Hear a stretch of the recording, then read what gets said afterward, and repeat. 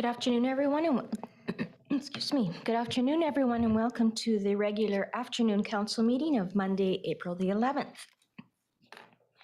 This meeting is being recorded live and is streaming on the District of Summerland YouTube channel at youtube.com, District of Summerland. All representations to council, written or verbal, will form part of the public record and be available to the public for viewing electronically or as a written record. Members of the public may access the meeting or participate in the following ways. 1, you can attend council chambers in person. If you wish to do so, please register in advance of the meeting by contacting the corporate officer at corporateofficer@summerland.ca to ensure there is enough space in council chambers. 2, watch the meeting live or recorded, as mentioned, on the District of Summerland YouTube channel. 3, you can register in advance to speak during the meeting. If you wish to comment during the public comment opportunities under items 6 and 9, you are asked to register in advance by contacting the corporate officer at corporateofficer@summerland.ca with your name, civic address, and how you will be participating, whether in person, telephone, or Zoom. Further details will be provided to you when you register. And finally, you can request to speak during the meeting. If you have not registered in advance but wish to speak during the public comment opportunities, there will be an opportunity will be given, time permitting. After I have provided everyone who has pre-registered with an opportunity to comment, the floor will be open to those in council chambers and those on the conference line. The conference line can be accessed by dialing 778-907-2071 and entering meeting ID 506-489-9374 and passcode 485186. Corporate officer, any late items to introduce? No? Okay. So could I ask for approval of the agenda? Councillor Van Elfen and Councillor Holmes, all in favor? Thank you. And adoption of the minutes, March 28th, 2022, the Committee of the Whole, and the regular afternoon meeting.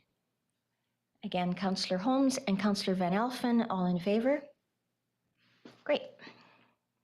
No delegations today. Anyone waiting to speak? Nope. Okay. So we'll go right on to the first of several business items, 7.1, the Eco Village Concept Plan at 13500 Prairie Valley Road. And CAO, were you introducing this? No. Okay, so straight to Brad then, our Director of Development Services. Thank you, Your Worship. Just wait till the slides get on the screen here.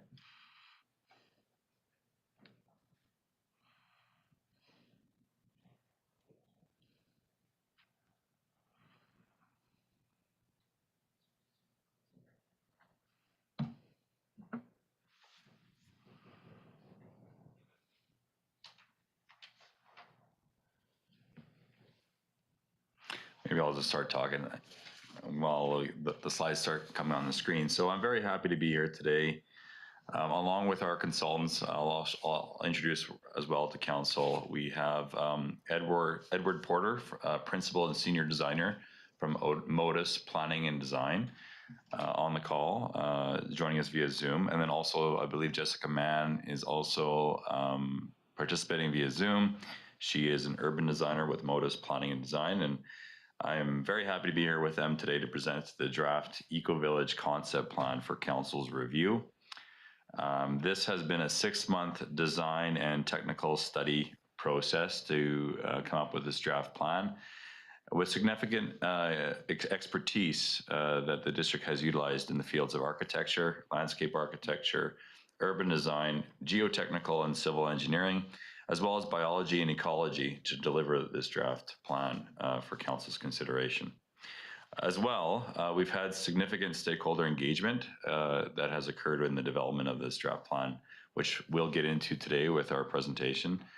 And our consultants as well will present some initial public feedback we have had from the draft plan going out to the public. We had a survey and we had some survey results. So Edward will be providing a presentation and overview of that feedback and what changes were made to the draft plan following that public feedback. I'll just wait for the second slide here to get them on the. There we go. Oh, wrong presentation.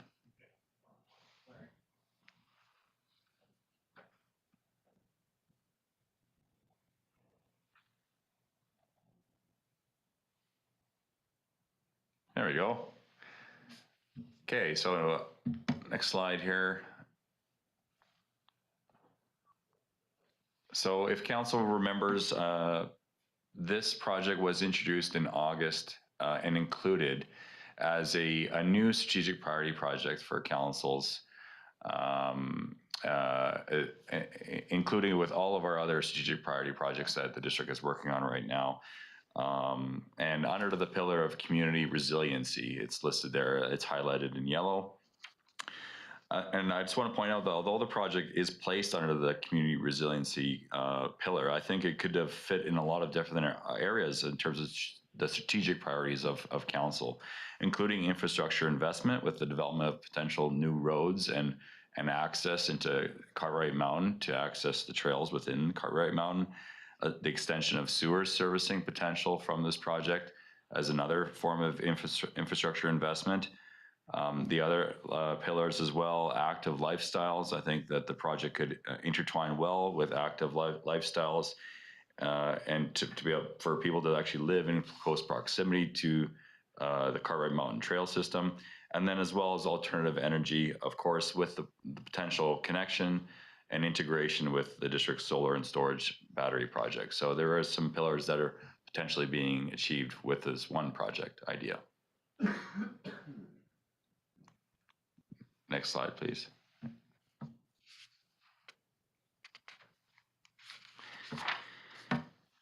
The district's property, again, as background, what property we're talking about is, it's got a few addresses, 13500 Prairie Valley Road, as well as 12591 Morrow Avenue. It's currently zoned administrative institutional, and it's shown here in this teal color on the map. It is currently within the urban growth boundary. I'll get into that discussion a bit with council before passing it on to Modus.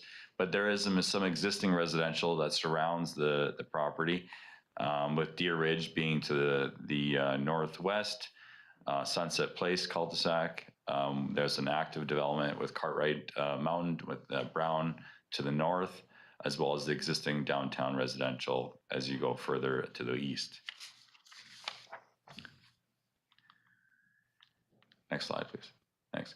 So in total, that we own about 66 acres of land in this area. It's shown there in that aerial overview. It's primarily the very toe of Cartwright Mountain, and there is some roads, road dedication right-of-ways that are transecting the property, which will be some of the next steps we get into as to how to deal with those. Next slide. So council background with regards to this project, it originally was stemmed from a notice of motion at the March 8th, 2021 meeting. Was the idea of exploring a eco-village styled residential development in the vicinity of the solar and storage project.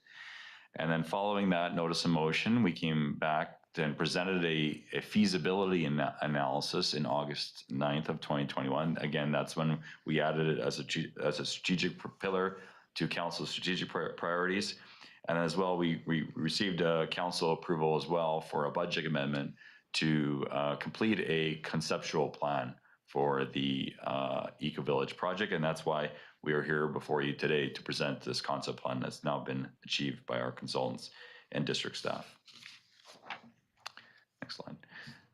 So as I mentioned, the property is located within the district's urban growth boundary. It's highlighted there in blue and gray. This urban growth boundary is the boundary where we want to direct any of the district's future growth and urban growth specifically with regards to where we want that growth to occur within the district of Summerland. If council remembers, the official community plan was amended in 2018, and they're following an urban growth study review that actually looked at where we want future growth areas to be developed within the district. And some areas were actually excluded from our urban growth boundary, including Crescent Beach was excluded, as well as North Prairie Valley, which previously was included. So there was a contraction of the urban growth boundary at that point in time. But these areas, as well as Deer Ridge and maybe further on to Deer Ridge, remained within the urban growth boundary as the area where we want future growth to occur, given its proximity to the potential sewer servicing connection, as well as the residential development that's already existing in Deer Ridge being a factor, and also because we did not want to infringe on any agricultural lands, that all of these lands were excluded from the agricultural land reserve. Next slide. Another strategic priority project that was actually identified prior to the Eco Village was the extension of sanitary sewer servicing to the Deer Ridge area.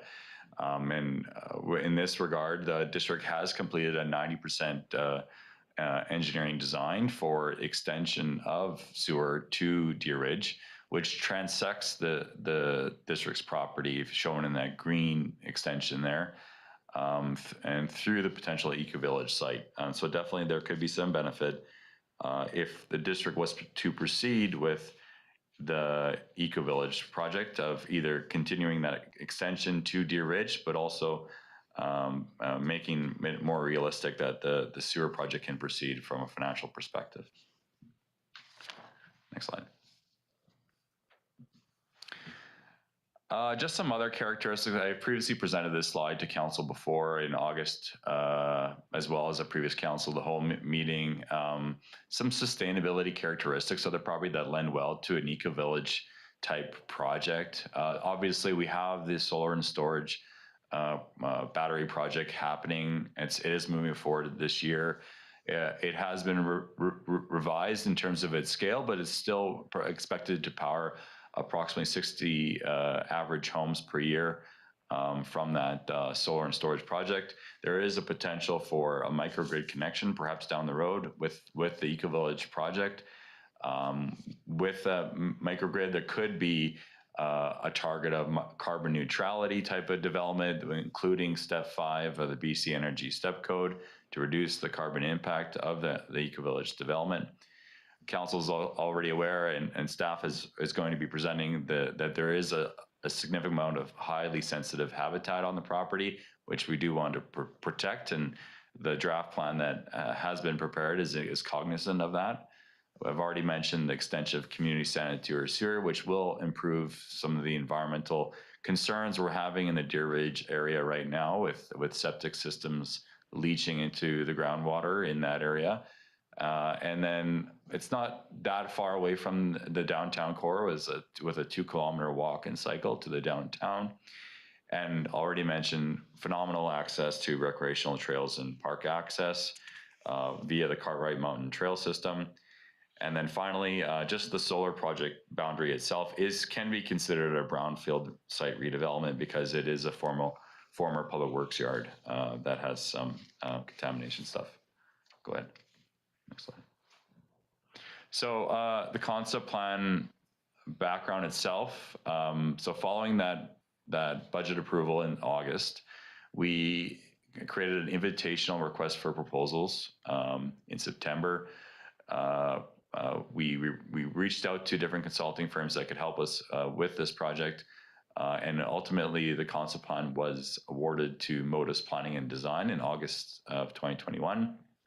The first order of business was to initiate the technical assessments that were required for the concept plan itself, and those have been prepared by sub-consultants of Modus, including an environmental impact assessment for the project that was completed by Associated Environmental, a cultural and heritage assessment of the values that are inherent to the site, which was actually completed by Penticton Indian Band themselves. They have a natural resources department there that provided that assessment.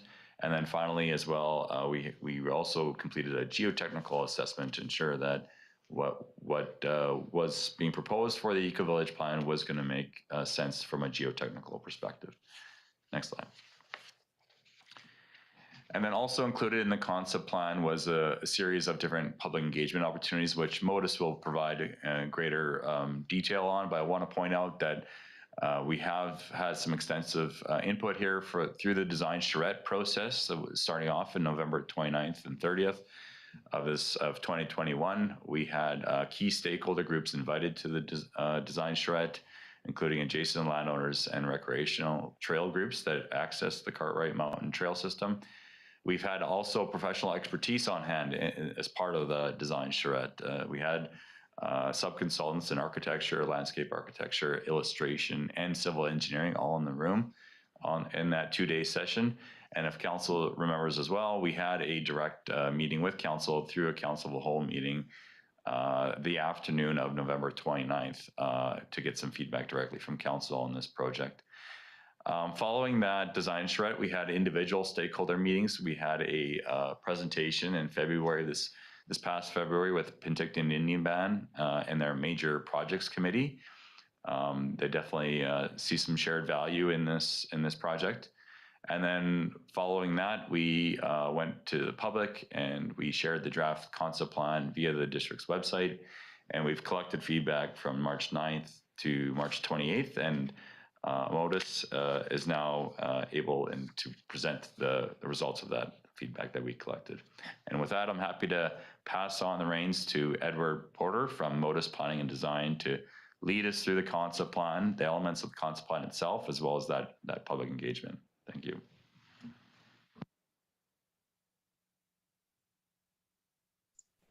Thank you, Brad, and thank you, Mayor and Council, for hosting us again today. I think, well, first of all, everyone can hear that, and I want to make sure that I can share my screen. So let's see if that works. Did that work? Yes, thank you. Wonderful. So you should see the just the title slide there. So yeah, it's great to be back. And thanks, Brad, for the context there. Really helpful to see sort of the planning context as well as the process context, and the reminder of our last chance to connect, which was that committee of the whole in November. Seems like a forever ago. I'm sure for the rest of you as well. But good to go back and look at those notes and recall the chance that we had together to actually meet some of the project team and talk about some of these aspirations. The reason I think that if I can advance my slide here, I'm going to jump right in because I'm going to try and keep this to about 15 minutes and make sure we have plenty of time for discussion. But wanted to frame a little bit of the start of the presentation with this fundamental question that we've been asking ourselves, and we were really kind of thinking with you that day in November around what is an eco village and how we define that, and what are the sort of fundamental pieces of this that we're struggling with. So we have a simple definition here that talks about a community whose inhabitants seek to live in a way that has minimal impact on the environment. We further break down that idea, that word, into the sort of eco component and the village component. The ecological part of that, the connection to its place, the sensitivity on the land. We have a few different strategies that permeate the concept. One, I'm really only going to speak to two right now. One is around minimizing impact, that sort of classic avoidance approach. So where we're recognizing these are sensitive lands in terms of their site, their habitat value of surrounding sites, their terrain complexity, we'll get into that, but there's sensitivities that we need to manage. So really the intent was, how do we focus development and the footprint of development in areas that are avoiding areas of greatest sensitivity? How do we develop in areas that are most appropriate for development given this context? So that's one big piece. The other piece is then, when we think about development, what are the ways that we can guide development and require it be built in a certain way on the land in order to, again, achieve these more environmentally sensitive approaches to land development. So in that spirit, what this concept plan is fundamentally is a way of taking those ideas and the vision as it's emerged through this process and creating a bit of a structured document that will support further refinement of an ultimate design. So that's the idea of the ecological side. Then there was this idea of a village, and what is a village and why is this different, or what makes it different than just development generally. And so that was something else that you'll see in this concept. And that's really the only other part that I wanted to emphasize here in the intro, is what makes a village different is that it very deliberately is organized around ways of gathering and a mix of uses.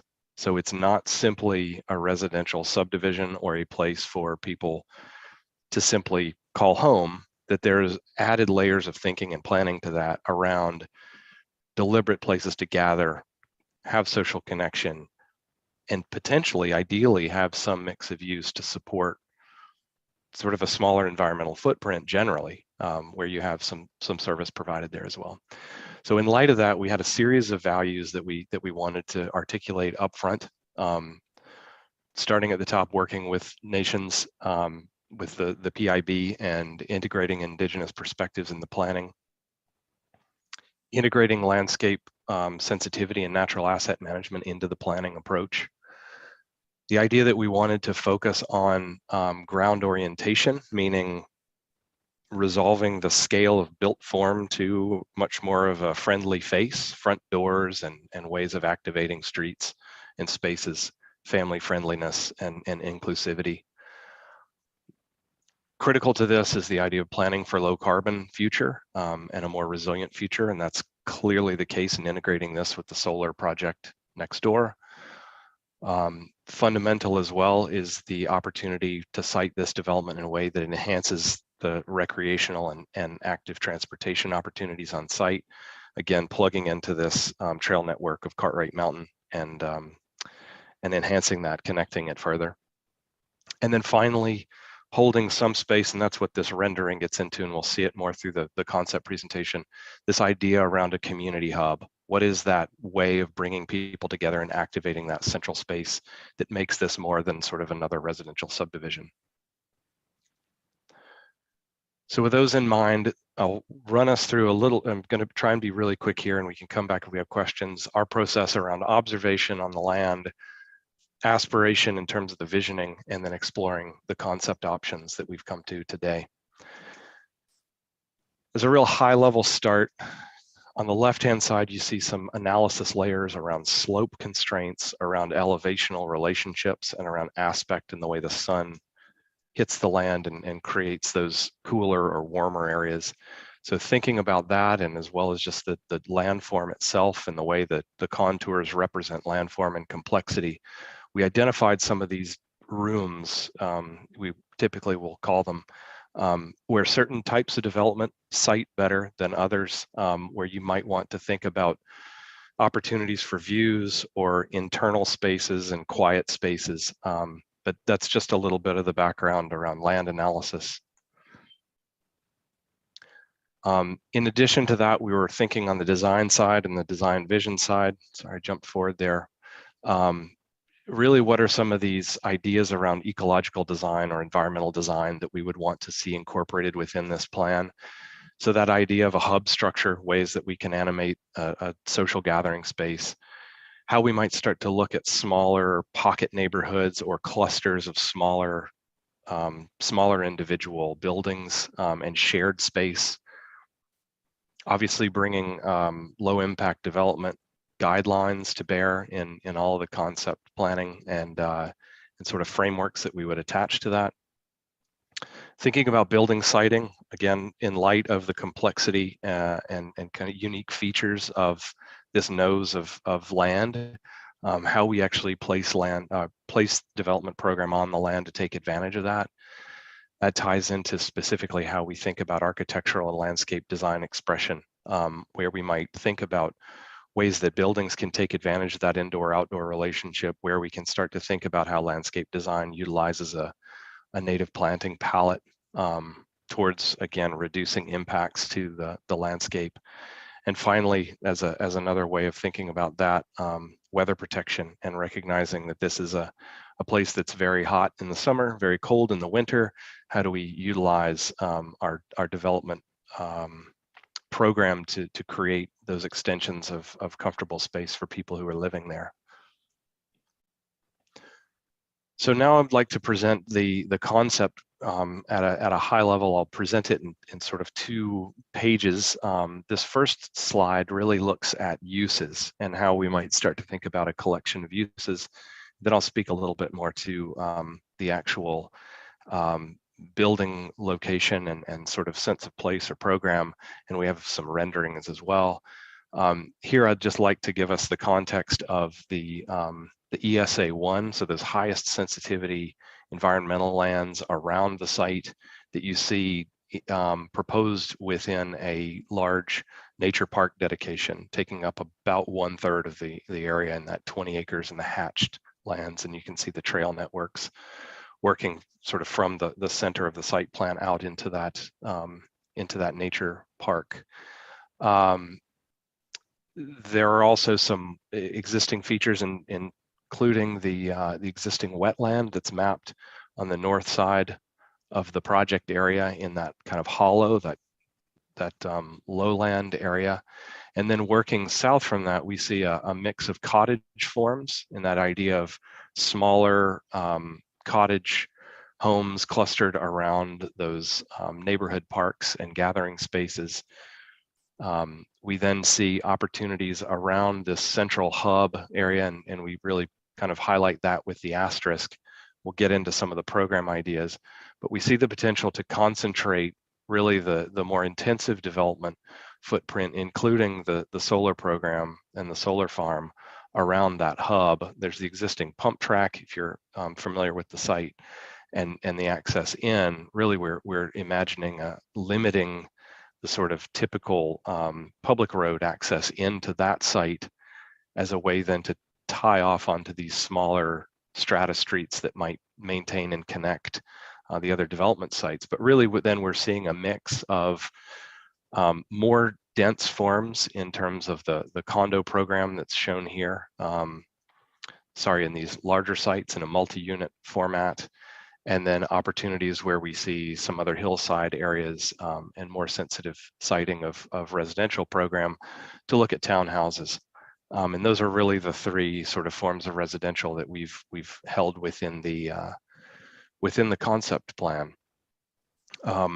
We understand that there's a large desire to access this site as a point of departure or a trailhead for Cartwright Mountain and that trail network. So we do include not only in that community hub idea, but a bit of a park access point and parking along that area, as well as sort of imagining a street cross section that's designed to accommodate parking to the side of the street, again, to avoid large surface parking and the environmental impacts that go along with that sort of configuration.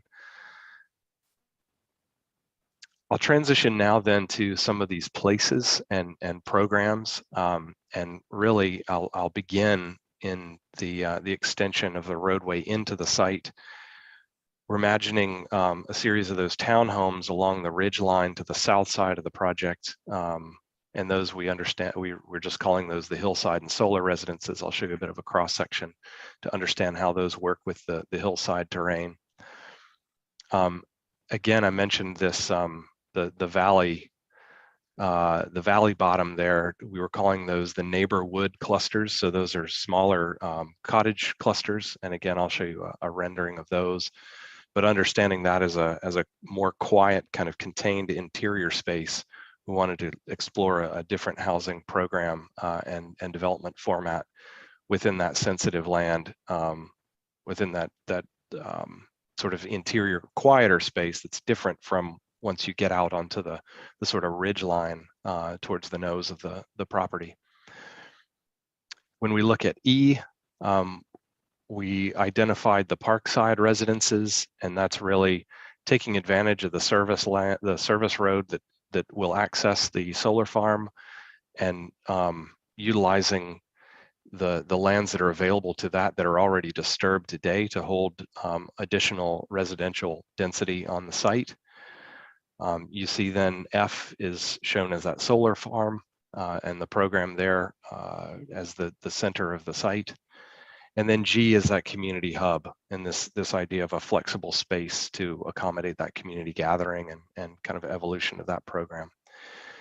We have then the entire sort of eastern edge of that nose and tying into the nature park as more of the ridgeline park and really trying to utilize that adjacent to and away from some of those more sensitive areas, but also where we can appreciate most people will want to go, managing recreational access to that ridge line and the views that come with it.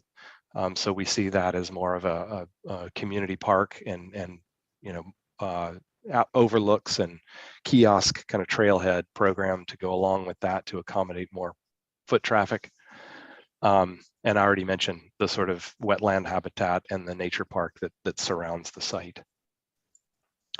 So to share a little bit of what that vision, what that exploration considered, here we have the entry as we're entering the site and that idea of the uphill and downhill townhouses, maintaining a nice friendly relationship to the street and taking advantage of those hillside conditions.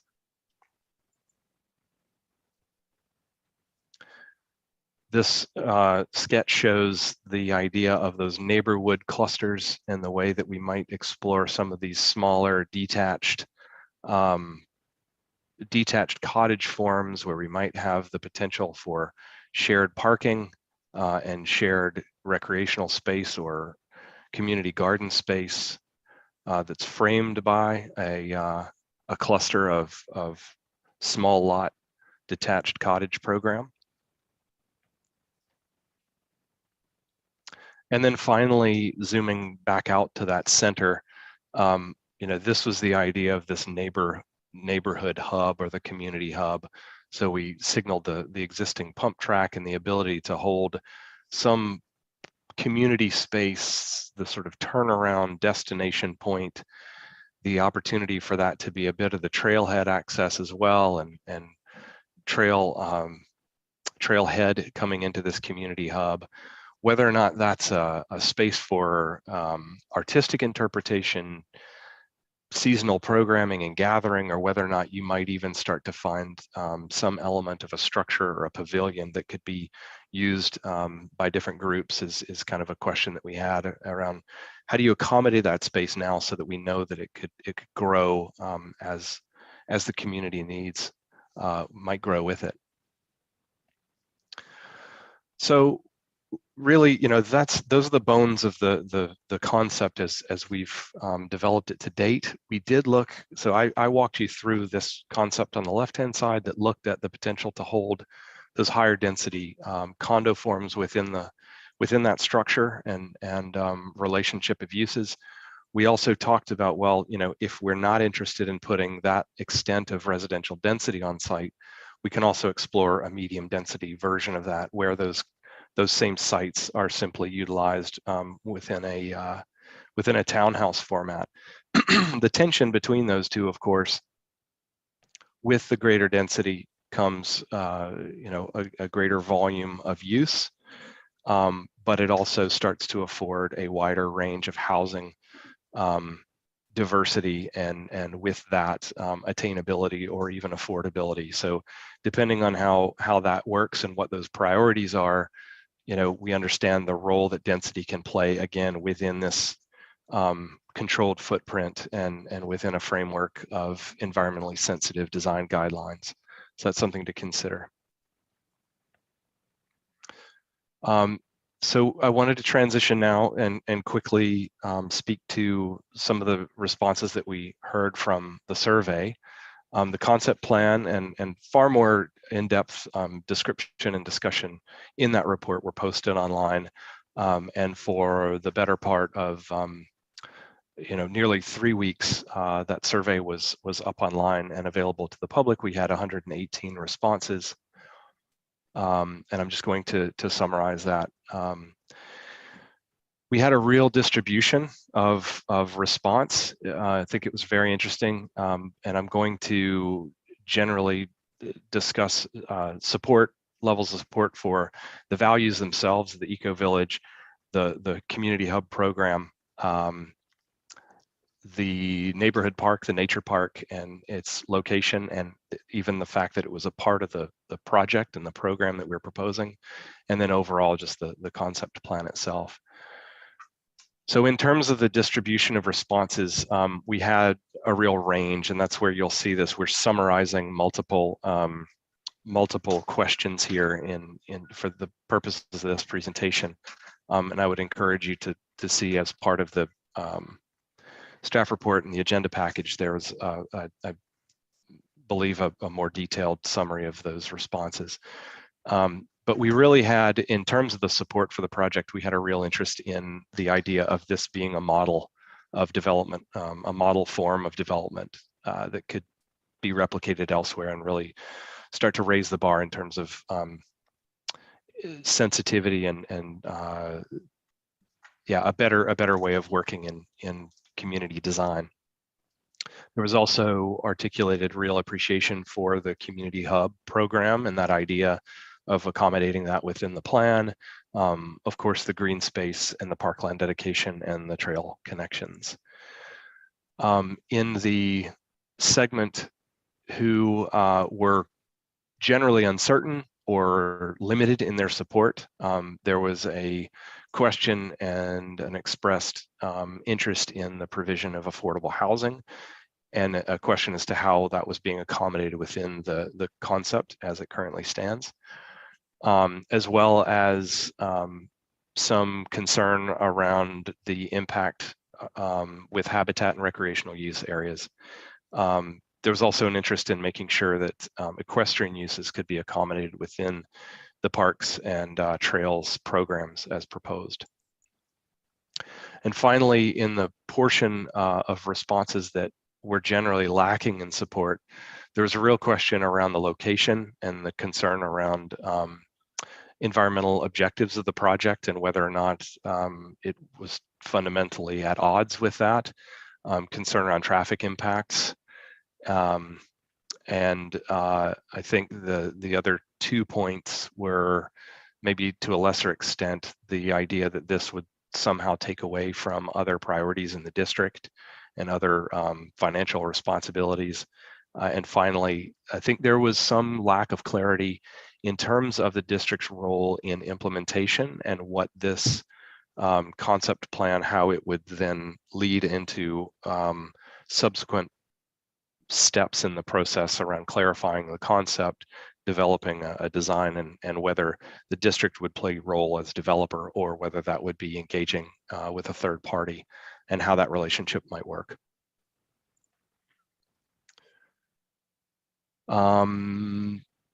Interestingly enough, around the park component of this, I think it was very interesting that 39% of survey respondents were not aware of the nature park dedication and the community park dedication as kind of core to the proposal. So they weren't aware that the nature park in particular was a big part of the underlying assumption of creating the Eco Village.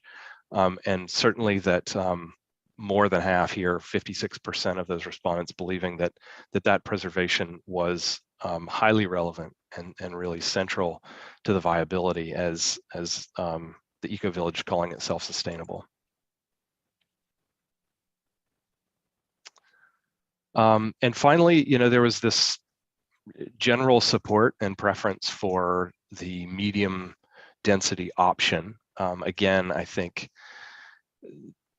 the townhouse form is certainly a more manageable, sort of friendly street presence, and it certainly phases more simply from a development standpoint.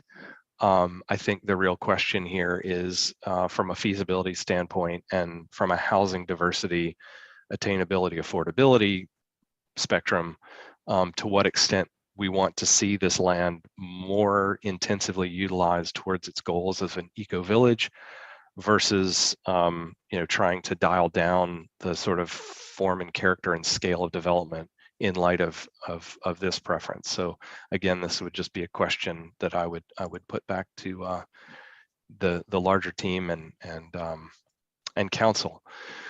In terms of how we've then updated the concept from a lot of this input, we've made a few small refinements that I'll just list here. We've wanted to make sure that we indicated contiguous parking, avoiding those large contiguous parking areas and emphasizing the idea of parking pockets along streets and incorporating that within the street cross section. That we want to make sure that these streets are designed to really a minimum standard to ensure walkability, traffic calming, making sure that we have great pedestrian connectivity through trails, but also sidewalks and things that link pedestrians along these streets.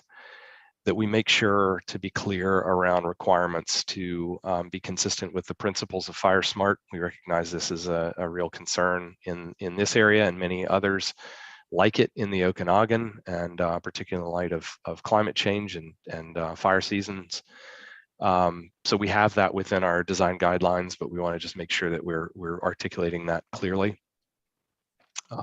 Again, emphasizing the idea or the commitment that those areas of highest environmental sensitivity, those ESA 1 areas, are avoided in the development planning. And finally, that we'll be managing stormwater on site through low impact development best practices so that post-development conditions will mimic pre-development. And again, we'll see that through our civil design guidelines that we have attached to the report, as well as architectural and landscape architectural design guidelines. We also incorporated this, there's a note there on the site plan around the opportunity for on-site food production, within some of those community green spaces. So recommendations for next steps. This is where I'll hand it back to Brad, but here we had just 3 of those notes from what we had heard. Ongoing engagement and communication with the public and stakeholders in terms of those interests and concerns that have been voiced. Really trying to stress again, and I think you've done a good job of this with the website and information that's provided to date, but clearly there's a need to continue to clarify that relationship between the solar project and the Eco Village project, and where those are opportunities to sort of connect those things, and where they're clearly need to keep those projects separate in terms of timelines and development process and who's doing what. And then finally, clarity around the district's role in the Eco Village and how the development process might unfold through all of the necessary steps towards implementation. So with that, I believe I will stop sharing my screen and I'll pass it back to Brad for some final comments. Thanks, Edward, for walking us all through the thought process, and yeah, very excited with the concept plan that's been prepared for our consideration. The slide, I have one more slide just for council's benefit, is a next step slide. It's at the very end of my presentation there, Greg. Page 19 of the concept plan itself, provided by Modus, provides a series of implementation items for the district to pursue as next steps. And in terms of, if we are planning to bring forward the concept plan at a future council meeting to get final approval. This is just a presentation of the draft, but say if council is to give us a final approval of the concept plan, the next steps would be these things listed on the slide, in terms of staff working on a comprehensive development zone. That would be the zoned area that we'd want to potentially sell to a developer, and most likely then initiate that rezoning and OCP amendment that would be required. We'd also at the same time look to rezone the park areas, the solar and storage public utility lot area that would be retained by the district. We would probably at a concurrent time frame also start proceeding with road closure bylaws for the existing road right-of-ways that are found on the district's property, as well as do a consolidation of the multiple parcels we have to then re-subdivide the lands following the rezoning to be in conformance with the plan. We may do some preliminary negotiations for rights of way for access, for example, for sewer extension, as well as traffic access as well. And then before we would entertain and move forward with an RFP, we'd also draft some restrictive covenants to place on the parcel to secure the parcel in the form and character and following the concept plan and the guidelines that are provided by Modus, as well as their sub-consultants, to ensure that the way that we have developed this property to be developed will be developed in the way that it moves forward with a private developer.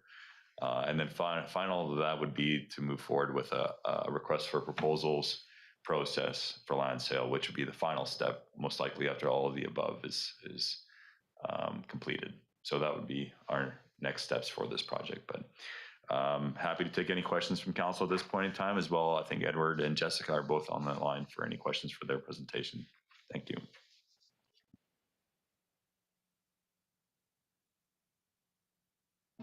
Who would like to start? And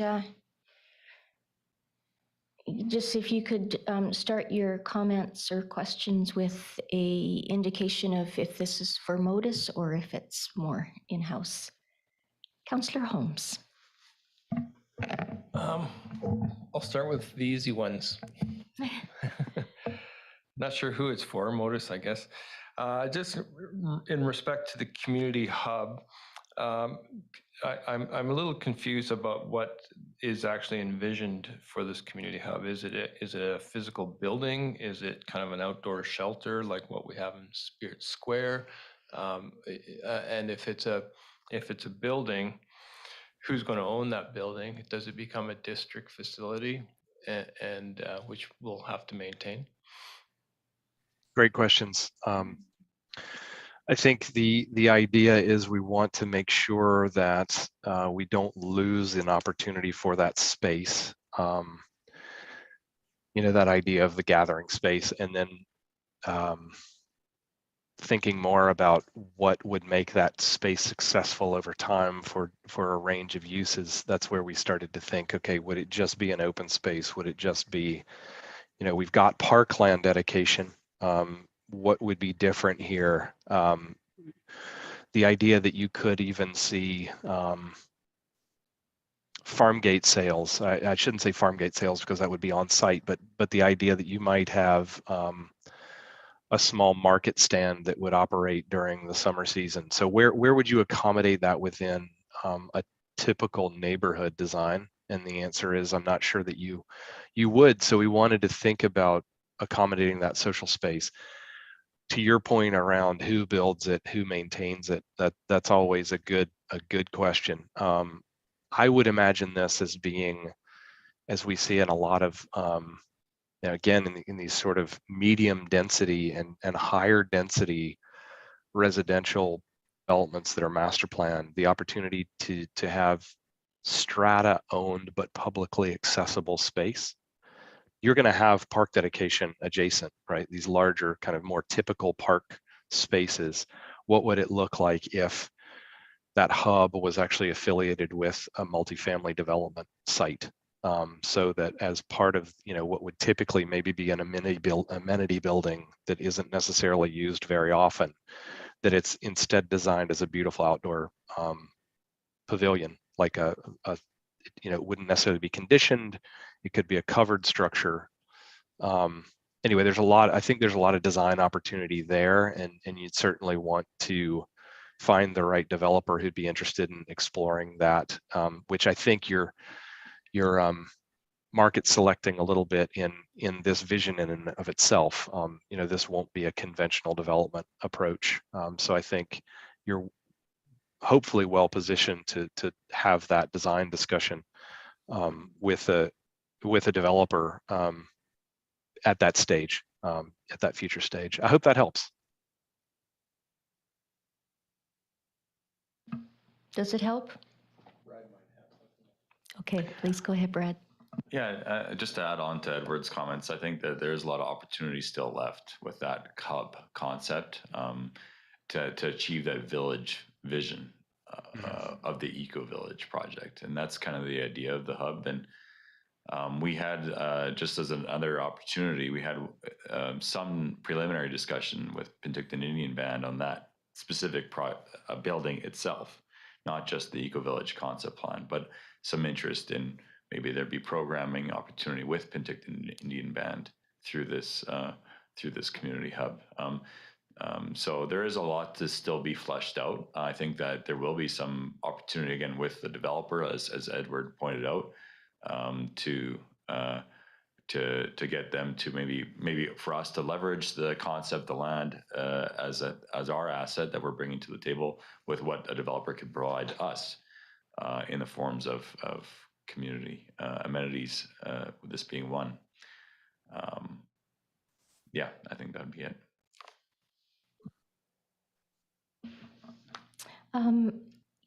You said you had other questions as well, so we'll come. Yes, absolutely. Councillor Carlson and then Councillor Van Elfen. Thanks very much. What was presented is very exciting for someone like me. I think Summerland, we can't get left behind again, so we need to get out in front of this.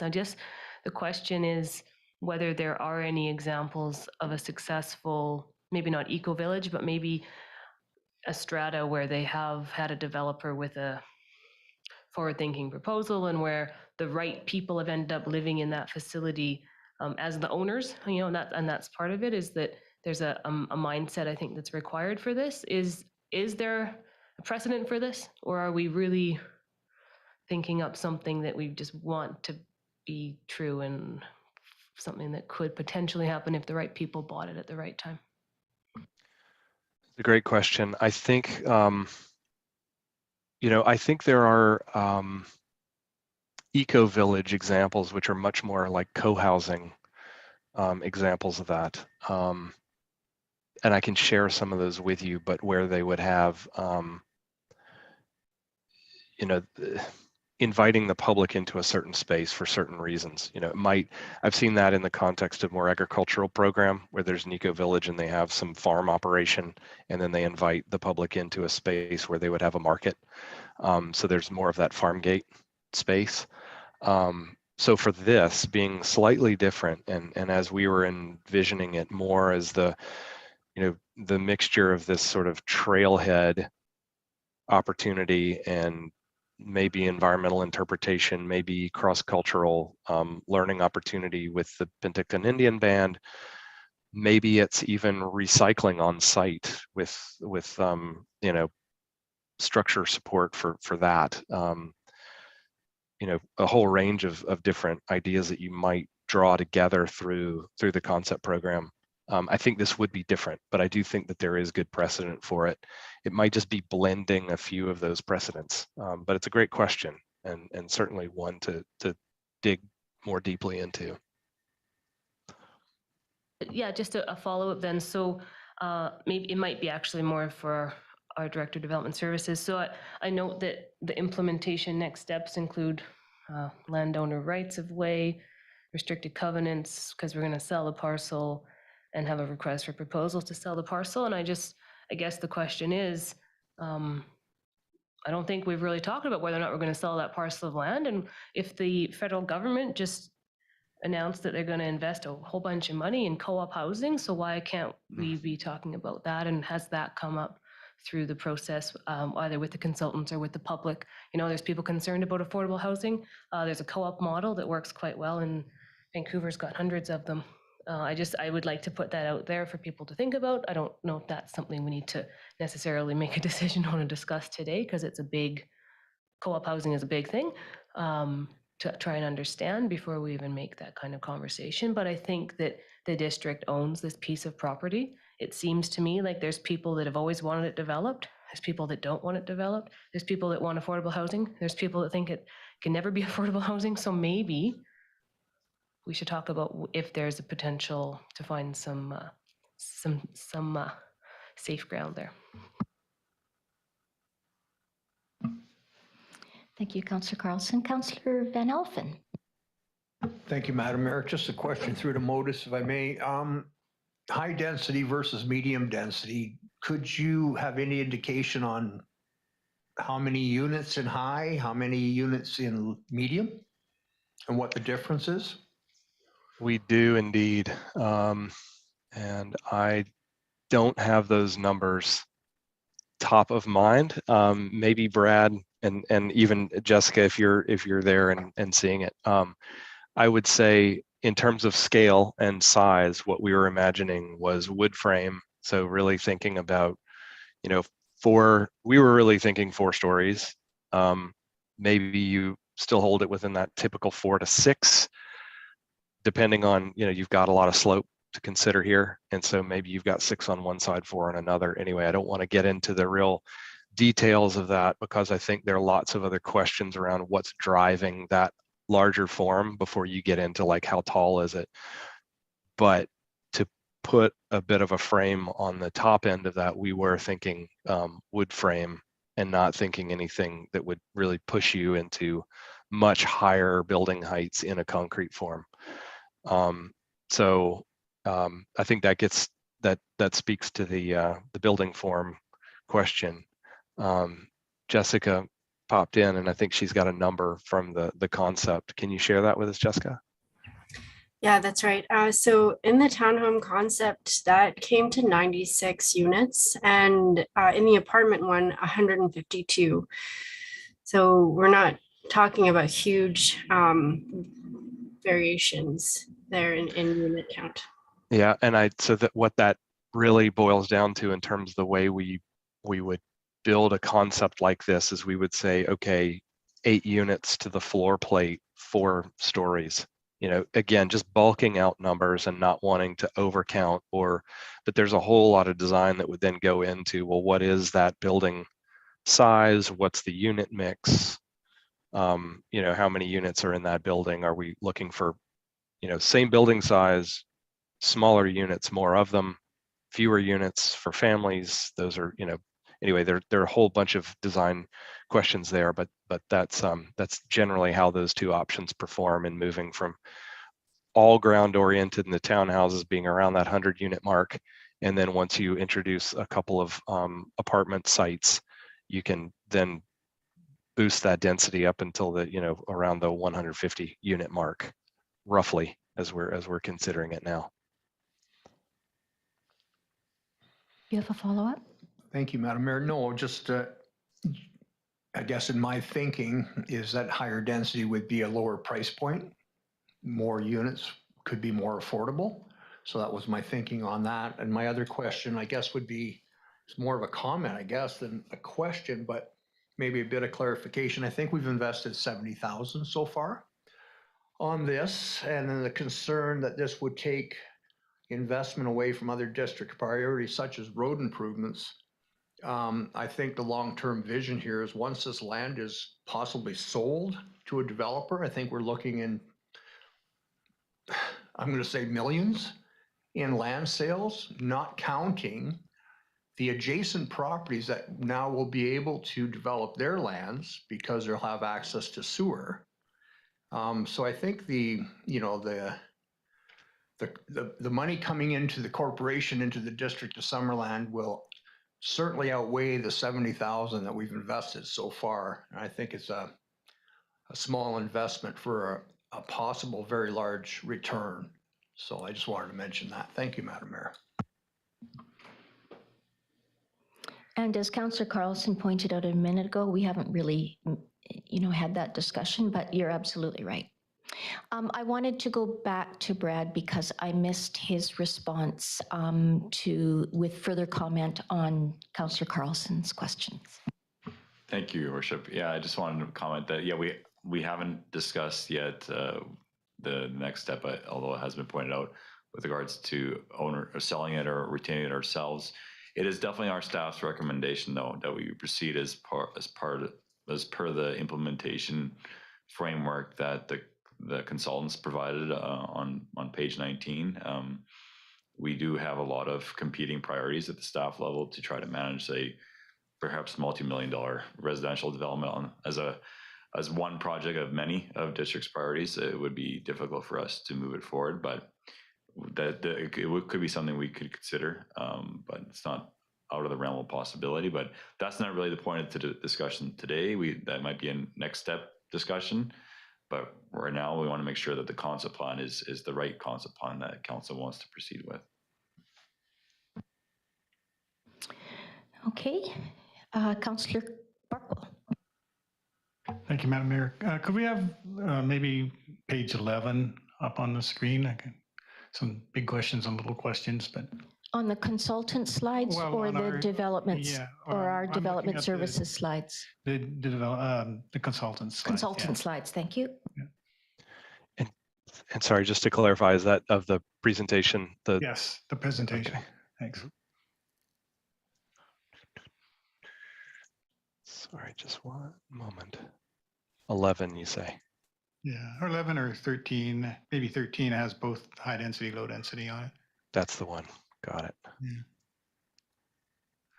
I guess I would say, and I don't know if we're not making any decisions that way at this time, but I was surprised to see the concern about the density, because I personally would lean towards high density as much, maybe not as much as we can possibly get, sort of thing, but towards higher density rather than maybe medium high, 1 or 2 apartment buildings. Okay. I certainly liked what you'd suggested about not having like larger parking areas, like to be able to park on the street.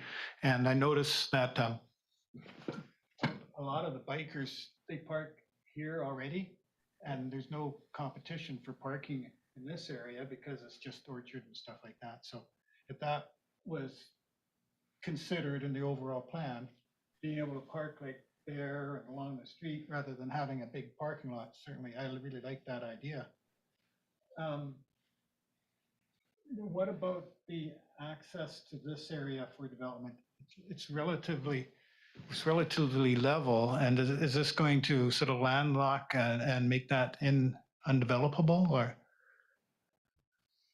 I may need to defer to Brad to give me some guidance Yes, here as because to where he you may were not have heard pointing. and I he couldn't certainly see couldn't that. see his hand. Yeah, yeah.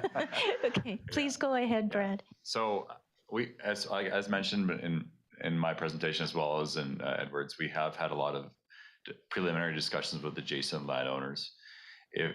For that one in particular, where Councillor Barkwell was referencing, thanks for the pointer. We've had engagement with that landowner specifically. In fact, that high density apartment building there, it's not on district's property. So that would be one node that we wouldn't develop ourselves, or wouldn't be even the developer that we sold our land to developing ourselves. But however, that is in conformance with that landowner's vision for his property, and is a multifamily type orientated development located in proximity to the eco village, and to actually form part of that village feel of our vision, and that's why it's shown in our concept plan. We wouldn't be the one to move it forward. It'd be entirely their responsibility to move that part of the project forward, because it is on their land. But we do see some synergy with, of course, with that kind of development going forward with our eco village concept plan. And yeah, there is a potential for an access road to get up to Sunset Place from there. It is a 12% grade. It is significant to get up from there, but there is potential maybe for further development as a road goes up. I'm not too sure, but that would be up to that landowner to move that forward. Okay, that's great. I didn't realize that particular unit wasn't part of, the land that's in the district-owned land. Is that, let's say it's 4 stories and 32 units, is that included in the total that we heard earlier? Is that just the district when we had 190 was the max or something?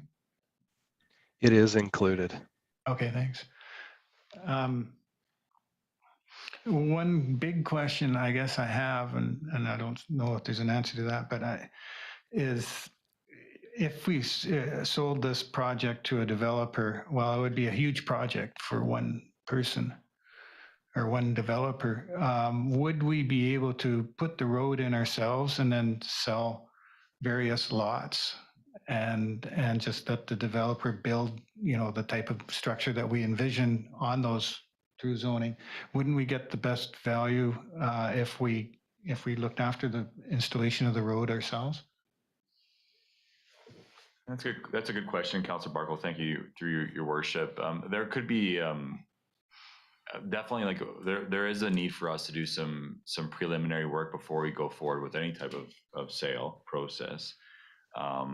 That road closure of those existing right of ways and a subdivision is required regardless. To subdivide parcels off, the park area that we want to maintain is a district managed park, which is a substantial amount of the property that we own, to protect and conserve the ESA 1 areas, as well as the solar and storage public utility lot will need to be separated out, given a different zoning, as well as more probably an institutional zoning for that lot. So there may be an opportunity through that process to also maybe look at, okay, well, maybe we want to also have a different parcel for the north neighborhood area, which is smaller scale, lower density, versus more of the higher density forms of development to the south. There would be opportunity to reflect and review that even as early as the rezoning stage, as we get into the rezoning and how we want to get it zoned. So potentially. I guess that didn't sort of really address it would take a fair bit of capital to put the road in. And, and as to what you were saying earlier, I can see that we would want, if we took that sort of a job on to, there's like 3 engineering firms, you pick one, they do the work, in this area, it's the same firms that, a developer would use, and then we would need to hire more staff. And this is don't you think that's the way to go? You want my opinion on that? I think that we could extend the road ourselves, so that's going to add value to the project. But I think that there's already going to be enough value from the concept plan itself, the development idea. I'm already getting interest from potential developers in wanting to participate, even though it's just an idea, a conceptual idea right now. There probably will be funding available to extend the road through private sources. Again, it's entirely what we want to do ourselves versus what we want to put on the back of the developer, how much control we want to have on certain elements of it. But I don't think the economics of it, if you recall back to the feasibility study, which we had associate engineering help in terms of the cost per lot that we originally looked at, this site is highly achievable from a development perspective. The costs, the grades, it all makes sense. And so even with the extension of roads, water, and sewer into the property, it makes an economic sense and a business case sense to do it. So whether it's us or a private developer doing it, I think that there'll be the economic case to do it. It's how much do we want to do ourselves versus and adding to the value to the potential lots or not. Thank you. And just if I could, I don't know who has an answer to this, but yeah, I've heard lots of news that there's been. Can I just interrupt for a sec? I'll come back to you, Councillor Barkwell. It's just that I need to make sure that everybody has the chance to ask their questions. So I promise to come back to you, and I'm going to direct my eyes to Councillor Patton. Do you have any questions at this time? No, I don't, Madam Mayor. I do agree with Councillor Holmes in regards to the public washroom facility in the hub. I believe that that would have to be a strata, where the strata would own the building and maintain. I don't think that the district would want to venture into that area. But all in all, I'm very excited. I think both the medium and high density are great ways to look at. So I'm looking forward to moving this forward. Thanks. Great, thank you.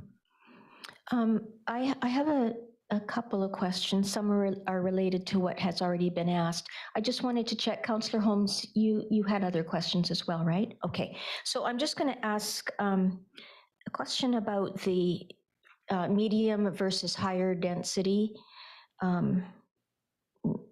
building out of that. Does it have to be one or the other?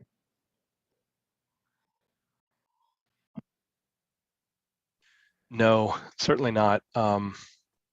And I think that, it's a great question. And a lot of what we're talking about, I think a lot of these questions come into the implementation question and kind of value creation, whether or not how much the district wants to take on itself, where there's value capture in doing that versus risk and capacity, all the way to, do we want to individually parcel these off so that we can kind of target different market developers, how that would happen within a master plan, or whether it's trying to find a developer or a development partner who would want to take on the whole thing. Beyond even that question, once you get into that one multifamily site, if the concept shows upward potential of that a certain form, you could build flexibility into that CD zone that could identify a sub area, and it could speak to a range, and you could then effectively offer, I think there's another layer of land economics here where you're going to want to certainly get the best value for the asset that you're selling here. And at that stage, it would be up to a developer to then determine what makes the most sense for building that out. And that may be, very much based on existing market demand. They may see that a stacked townhouse or a townhouse is something that's simpler to build in terms of phasing. Maybe from a development standpoint, bringing on one building that's 30 to 40 units is too large a pill to swallow for that, that moment in the market. And the townhouse form is going to be something that's much easier to do because you can build it in 4s and 6s. So those are all, that's a really great question. And you could certainly hybridize this plan where certain sites where we've shown condos could turn into a townhouse form, and vice versa. You could even combine, like there are ways of probably even considering ways that some of these parcels could include a condo form and a townhouse form. So lots of flexibility there. And I think that will serve the ultimate plan well to maintain somewhat flexibility as long as it's meeting some of those environmental performance requirements. Good, thank you very much for that. I'm only going to ask one more question at this time because Councillor Holmes has more questions, as does Councillor Barkwell. But it has to do with something that you just said, and that is, and I had a question about the comprehensive design. That's what CD stands for, right? Yeah. Comprehensive development, yeah. Comprehensive development zone. You just mentioned the term subzone within the comprehensive. Sorry, but I heard that. I'm wondering if that is the way, if council chooses, and I know that it's not necessarily all for us to choose, but if that is a way to incorporate more mixed housing, so townhomes and maybe a smaller apartment building, I don't really know. Is that the way to do that, is to indicate sub zones within the CD zone? I guess I'm asking Brad this question. Yeah, Your Worship, you're correct. Yeah, we can do that as part of a CD zone. And the CD zone allows us to create something unique for this parcel. It doesn't have to be consistent across the entire zone. There's other examples of use of comprehensive development zones throughout BC where there are the sub areas that are zoned and have different criteria depending on the form and character that we're wanting to see in a specific area of this development. So that would be kind of our next implementation, probably I would say, step is to look at for creating this CD zone that would be reflect the eco-village concept plan, and it will take some staff time to really think about the criteria that will need to be included for each sub area as well, to draft this comprehensive development zone. But I think that would be our path forward, and it could include some mixed forms of density.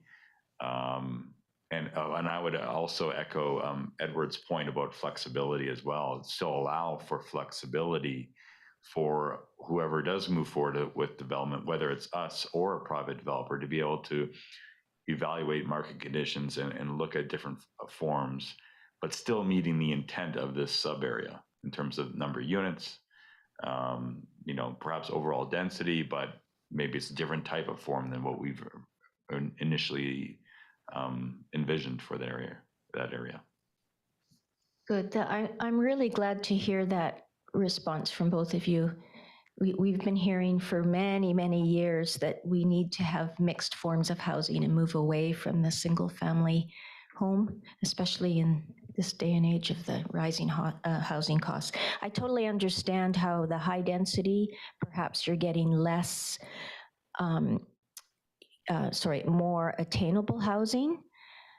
But at the same time, for me, an eco-village concept that has that community feel, like essentially you're building a community within a community.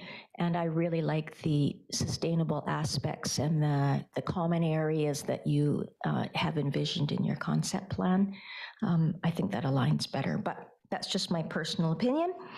I am going to go back to Councillor Holmes for his next couple of questions, and then over to you, Councillor Barkwell. Thank you very much. So yeah, in respect to the density, I guess I would like to know, if you build a 4-story building up there, what would that look like from a distance or from down in the valley looking up to it? Would you not even notice it, or would it be sticking out like a sore thumb? I think that's something that, I would certainly like to know. And, maybe my gut feeling is maybe what the mayor was leading to. That high density apartment buildings might be better placed downtown than in a location like this. And there might be other ways to achieve density and affordability, such as tiny houses or something like that. But I don't know. I have a lot of questions, and I think the concerns raised in the surveys about traffic impact, that's something we need to consider. And so I'm just wondering considering that this is going to be it's not just going to be residents that are going there. There'll be a lot more people than now going there to access the trails once it becomes more official. There'll be people, the solar facility will be an attraction, so there'll be a lot more traffic there already. So I don't know at what point do we consider the traffic impact. So there's a couple of questions in there, I think. Through your worship to Councillor Holmes, definitely I think in terms of the overall district's goals in terms of housing affordability, we're trying to encourage more high density forms within the downtown core.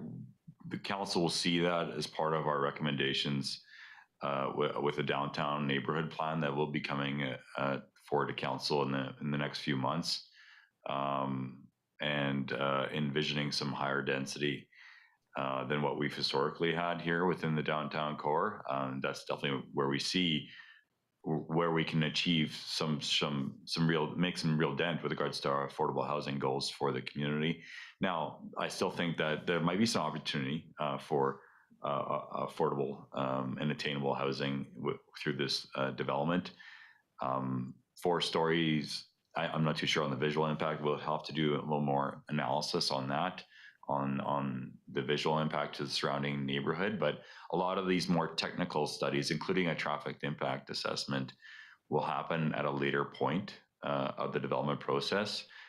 I think that from a drafting of the rezoning and getting into the details of the rezoning process, keep in mind with an OCP amendment as well, there will be more opportunity for public engagement, more requirement for technical understanding of the impacts of potential development, even though it is the district putting this forward. And there could be the need for higher review of these type of questions through that process. And then as well, moving onwards to if we are to move forward with a sale to a developer might be have some onus on them before we administer any development permits for multifamily, because we do require multifamily development permits looking at the form and character of that multifamily building that's being proposed to these areas, that it's meeting our intent of the eco-village concept plan and also the zoning. But also some of the technical studies that might be required for a certain building or project as part of the eco-village master plan that's being proposed. So I think that a lot of these technical studies are still going to happen. Another one that's on our radar in discussions with PIB is an archaeological impact assessment that's more detailed and more site invasive as well. So we do recognize that there's further work that still needs to be done on the site from a technical perspective as well.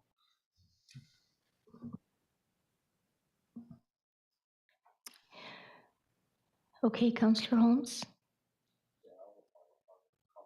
Okay, Councillor Barkwell, thank you for your patience.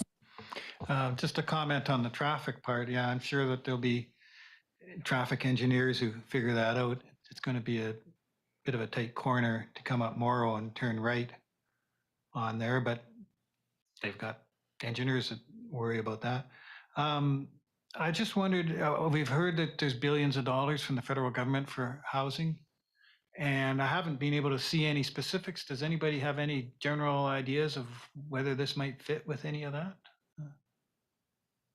No, I guess we'll have to wait for more specifics from the feds. Okay, thanks. That was sort of my question. I'll go to Graham for that. Thank you, Madam Mayor. I did seek for it. I couldn't find anything, but what we can reasonably assume is that it will take time for them to roll out those programs, create the criteria by which one can be successful for those dollars. And as we know from things like grant processes and working with the federal government, it's likely that their timeline is more extended than potentially the timeline that we're working against on this.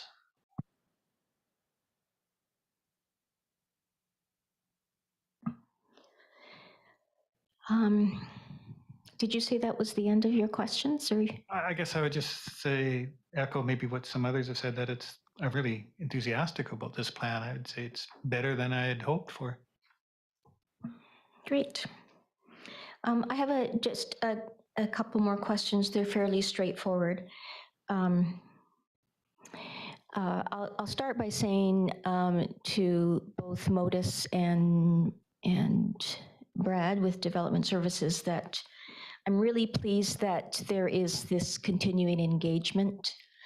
And, I look at it as certainly well beyond the typical consultation thing with the Penticton Indian Band. So I'm really glad to see that. I think that there are mutual opportunities there, at least from what I'm hearing and seeing.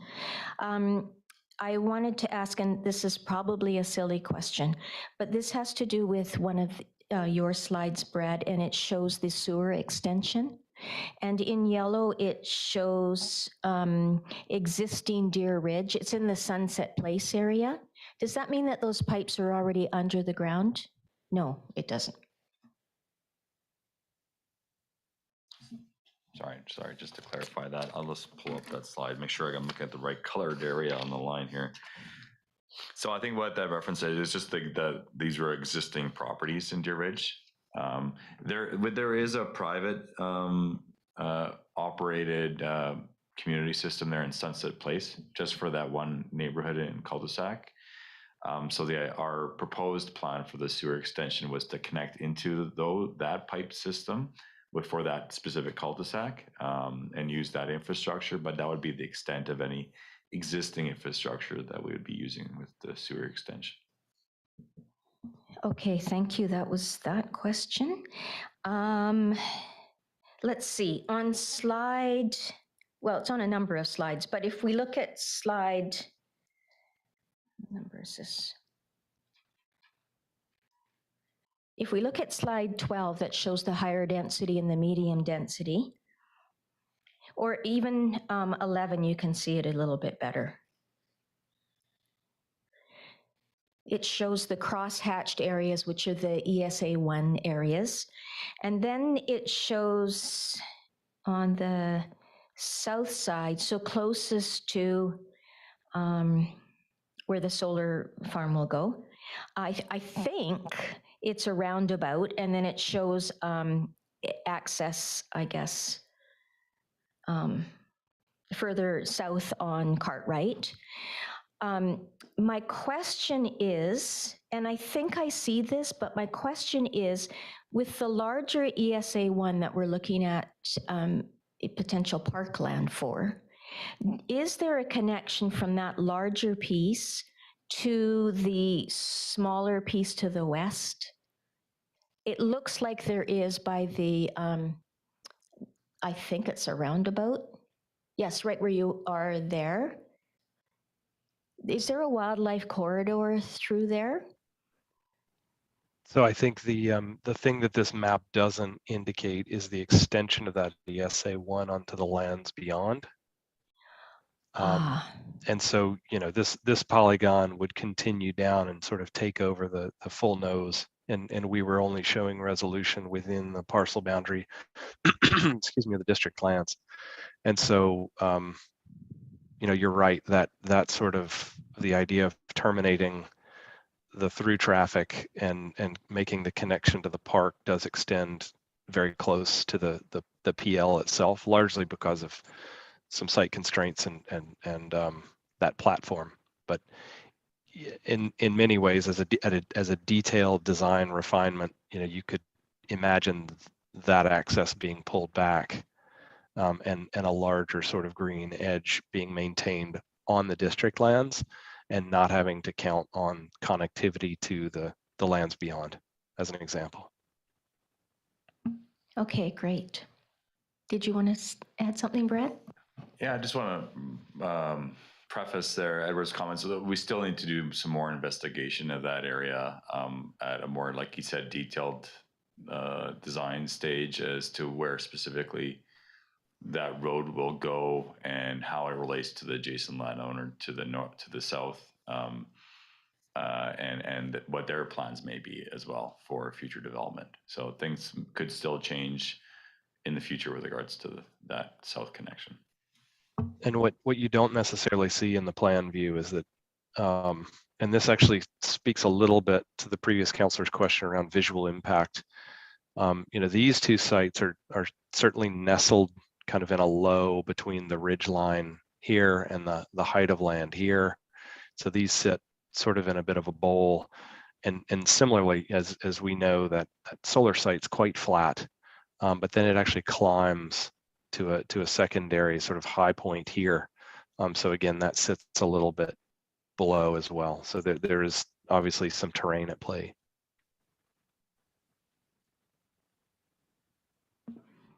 Okay, are there any other questions? Councillor Holmes, and then I'll come back. I guess more of a comment. I too am quite excited by what I see here, but I'm also a little. I think we need to proceed cautiously about just selling it to a developer and expecting that we're going to get what we want. I am still. You know, I fresh in my mind is the old RCMP site and the pocket the great plans for a pocket neighborhood there, and that never materialized and likely never will materialize. And so I think we need to make sure that that we get what we envision and that we get it when we envision it, and it's not just seen as an opportunity for a land grab, sit on it, and and then sometime down the road, something is built there that we never really wanted to be built there. That's my concern, and I think we need to be involved in it as much as we can to ensure that what we want to happen there does happen. Councillor Van Elfen? Thank you, Madam Mayor. I think that's why it would be sold with a restricted covenant attached to the sale, which will spell out what we're looking for and possible timelines, and all that can be included in a restricted covenant. Same as the RCMP site. If it was sold with one, it wouldn't have been flipped this many times. They would have had a timeline to develop, and if not, it would have reverted back to the district of Summerland. Thank you. Okay. This is another, I think, easy. Oh, go ahead, Graham. Thank you, Worship. Yeah, just sort of augment that thinking that Councillor Van Alphen has identified. And certainly we would be, in the context that a sale were to happen, it'd be restrictive covenants on title for the overall vision, but also quite specifically with concept plan guidelines to ensure the sustainability elements are properly built in. We could certainly consider the timeline concepts as well. There's other advantages too, from my perspective, for having private sector developer to come in. It seems like a big project to Summerland, but frankly, if we attract a large private sector developer with capabilities to deliver on a project like this, it's not a large project really in the big scheme of things to many of those developers. So I think to some extent, having enough sort of critical mass for a project like this gets it to the place where there could be significant interest from a reputable developer that'll actually deliver in accordance with those requirements. And I also believe that working with one partner can get you to a level of consistency in that sort of turnkey idea. So you have an overall look and feel that is not disjointed, but is one that is consistent, is developed and coordinated, and has some of that volume that they're looking for in order to achieve their profits in that context as well. So we've done a lot of the heavy lifting because of council's good guidance to us in that the Indigenous consultation that's been undertaken, the environmental studies that have taken place, fire hazard surveys, archaeological considerations, geotechnical, planning, development, and engineering considerations for feasibility, public consultation. So all of these things do add value to a potential partner. And then if we take steps further, and again, we'll see what happens on the 25th with decision making, but if we take steps further to do things like consider subdivision and the right zoning and these sort of things, this also adds certainty to a developer who might be interested, or several developers that are looking at doing that. So certainly it is our strong recommendation that we would go out on more of a land sale context if we go out, just because of the capacity and pressures that staff are feeling. At the end of the day, though, we'll definitely be delivering on whatever council's preferred model is, but those are some of the reasons why we've made the recommendation that we've made. Okay, thank you. Excuse me, Councillor Van Elfen. Thank you, Madam Mayor. And just further to that, if I may, like an individual developer may purchase it, but they may have 10, 15 different developers that they sub to that'll build custom homes there, but up to their criteria, to their design guidelines. So it's not just possibly one developer building every home.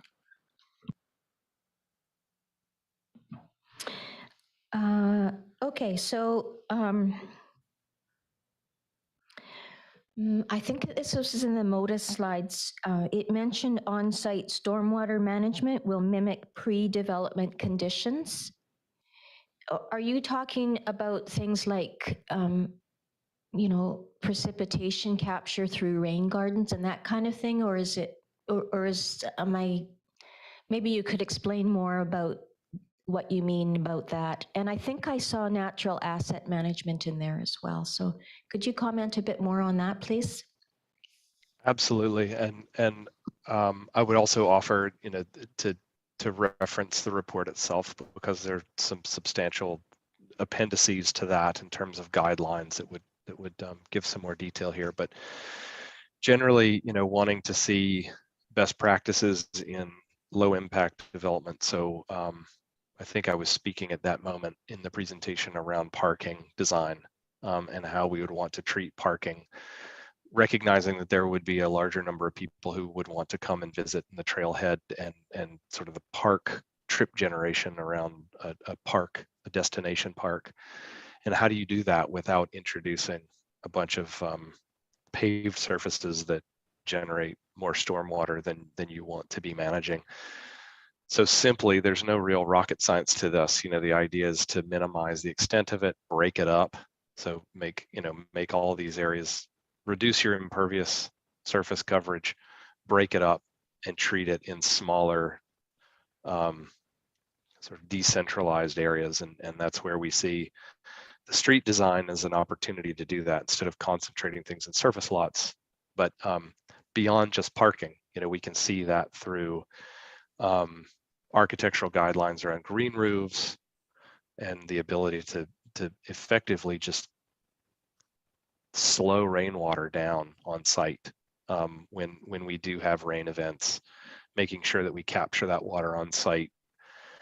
We don't concentrate it on site. We hold it and release it slowly back into the environment, like it would behave in a pre-development scenario. So that's the general idea. In terms of natural asset management, I mean, I think that goes hand in hand in terms of the stormwater conversation. I think we would also, and you can see this through the detail around the landscape design guidelines, really wanting to think about the native plant palette here, and wanting to make sure that we don't sort of introduce a whole lot of plant material that might be more management intensive, that might, certainly we don't want to introduce invasives, and that's probably the strongest language that we see in the design guidelines is around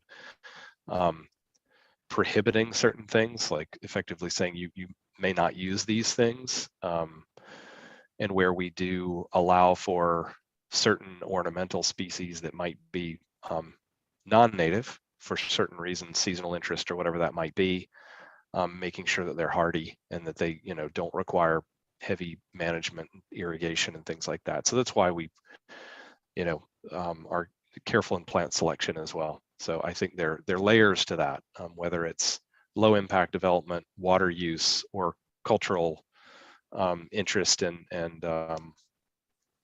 interpretation there around the native plant palettes on site and restoration. I think there are lots of good reasons to approach that thoughtfully, and we've tried to show that in the appendices. Good, thank you. Just for your information, the appendices are not attached to the draft report that council received, but that's okay because we know where to find Brad. So that's Great. good. Brad, I have one final question for you, and that is this has to do with zoning again. And maybe this is well, I'll get the answer first and then we'll see. We have already talked about the CD zone and the subzones, and the solar project would need to be a different zoning, institutional, I think you said. I'm wondering, so the parkland, the park zoning is separate from either of those as well, right? Okay, so I'm wondering if, because we're trying to formalize that the trail system through there and get it off of the, no longer have that conflict with private landowners. I'm wondering if, regardless of whether or not the eco-village goes ahead, we could consider, and I know that this is a question of council and things as well, but I would like to see if we can consider rezoning that piece anyways to dedicated park.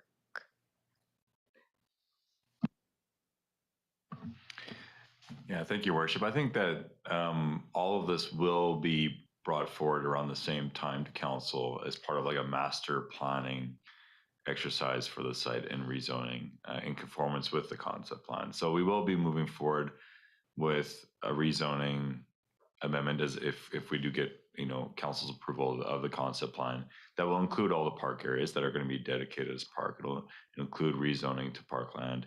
It'll include the solar and storage facility in that lot, which will have the institutional zoning, and also this comprehensive development zone, and it'll clearly indicate which areas are being rezoned to what, because right now it's just a blanket one zone that's over across all of the district's land right there. So that would be our process, and we would also at the same time for that area that we are dedicating as park, want to subdivide it as well. So creating a parcel boundary around that area and having it coincide with the new rezoned area. Right now, the lot lines don't jive with the proposed park areas that are defined here. So we could go forward with the rezoning, but it would be transecting different parcels and it would perhaps complicate it. And so my recommendation would be that we would do it all consistently and together as for a whole master planning type of exercise of the rezoning, and then also the subdivision happening concurrently with that. Now, even if the rezoning does, or even if say the rezoning doesn't get moved forward, we could come back at a later point to just deal with the park individually. But I think council would have the opportunity to even decide on land ownership and sale following the rezoning. So maybe there's not as much risk with regards to just the rezoning itself at this point in time. Good, thank you very much. Those are all the questions I had. Anyone else? Okay, Councillor Van Elfen. Can I bring the recommendation forward, Madam Mayor? Thank you. That the Eco Village Concept Plan 13500 Prairie Valley Road report from the Director of Development Services dated April 11, 2022 be received for information. Thank you. Seconder, Councillor Patton. Any further discussion? All in favor? Great. Thank you. Thank you, Modus, for being here with us. Shouldn't call you Modus. Mr. Porter and Ms. Mann, thank you. And Brad, for all of your, I know this has been a lot, but it's really great to get to this stage. And as the other councillors have expressed, there's a fair bit of excitement around the table about this. So thank you. And so thank you to Councillor Van Elfen once again for bringing this forward to council in the first place. Okay. Any last words, Brad? Okay. All right. So now we're on to, oh boy, we're way over time, but whatever. 7.2, license of occupation for the 2022 Sunday market. Councillor Van Elfen. Thank you, Madam Mayor. I'd like to recuse myself at this time because I have a direct conflict as a vendor of this possible market.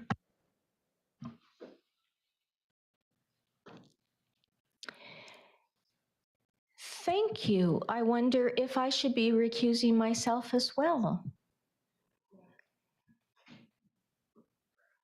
I assumed it was because of his relationship with the market manager, but. I mean, what if I decide to sell chairs? Yeah, exactly. You know, it could happen.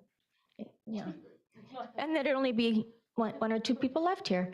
Okay, so I'm going to take Councillor Carlson's comments to heart, and we'll proceed with this license of occupation. I believe this is for Kendra. Thank you, Madam Mayor. So the Summerland Rotary Club has requested the use of a portion of the downtown core for the Summerland Sunday Market. The event will take place over 14 weeks, running from June 26th to September 24th. The total hours of operation for the event are from 7 a.m. to 2 p.m., including setup and takedown. However, the market will be open to the public from 9 a.m. to 1 p.m. A license of occupation is recommended for this event to outline the items related to the event, including the term, the fee, the hours of operation, the location, and the certificate of insurance required by the district.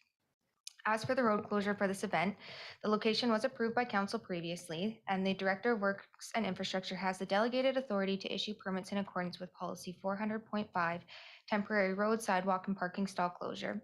An application for the road closure for the event has been submitted by the Summerland Rotary Club and has been circulated to internal departments for consideration prior to the issuance of the permit to ensure that all requirements of the district and emergency services are met. And with that, I'm happy to take any questions. All right. Any questions for a corporate officer? Councillor Holmes. So they never had a license of occupation before? They previously have had one, 2016 is as far back as I looked, but they're just the term of the event. So year over year. So they've, but this, so they have had one in the past? Yeah, but it expires, each license of occupation has expired at the end, like each September for that event. Okay, I don't ever remember it coming to us previously, but, well, maybe I was just asleep. Thanks. Any other questions? All right, could I have someone bring forward the motion, please? Councillor Patton. Thank you, Madam Mayor. That the mayor and corporate officer be authorized to execute a license of occupation for the Summerland Rotary Sunday Market for the 2022 season. Thank you. Seconder? Councillor Holmes. Further discussion? I'm glad to see it back on our main street. All in favor? And none opposed. Thank you.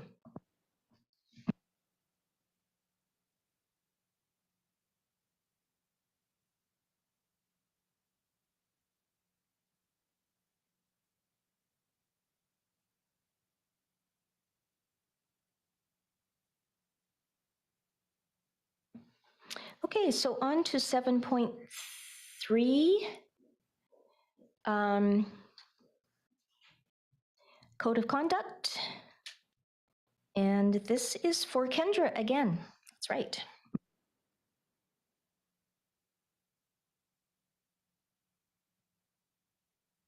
So thank you, Madam Mayor. The purpose of this presentation and report is to follow up on previous council direction and for council to consider on whether or not council would like to adopt a code of conduct for its members, and if so, for council to provide further direction on the key elements to enable staff to draft a code of conduct to be brought back for consideration.